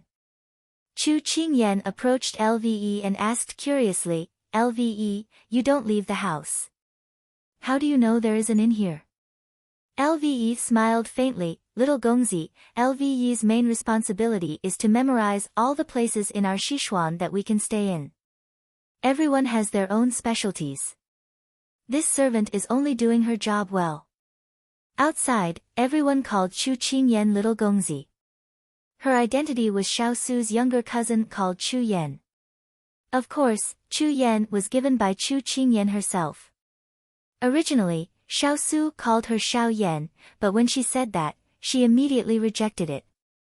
Why did Xiao Yan sound like anti-inflammatory medicine? So she immediately changed her identity from blood brother to cousin. Chu Qingyan clicked her tongue. Sure enough, there was a saying that as long as you worked hard in one direction, you would become a great person sooner or later. Lve's powerful brain capacity and memory also made her admire her. The people around Big Ice Cube were all capable people. So the group of people headed towards the only inn within 100 miles. But when they arrived at the inn, a cold wind blew from behind them. In the dilapidated room, the first inn signboard had already lost 3 of its triangular nails. There was only 1 nail left that was unable to maintain the signboard. First inn. Xining struggled to see the words that were already covered in spider webs. Right now was not the time to care about this. The sky was already dark and with the flashing of lightning, the rain would fall at any moment. So the group of people went in. When the people inside heard the commotion, they began to loudly shout, "Who is it? Who is it?" Chu Qingyan looked over when she heard this and saw a 30 to 40-year-old man with a body full of fat walk out. His nose was pointed to the sky and from her angle, she could see that his chin was piled up to his neck. There was a thumb-thick gold necklace hanging from his short neck. He was simply a nouveau riche. Huoling resisted the urge to vomit and went forward to ask, "Are you the innkeeper? Our group wants to stay, do you have any rooms?" Hearing that they were staying, the fat man immediately lowered his head and swept his eyes over the people present. When he saw the people in front, they were all dressed in luxurious clothes and looked like they came from rich families. His eyes immediately lit up and his attitude changed 180 degrees. Yes, yes, yes. No matter how many people come, there are enough rooms.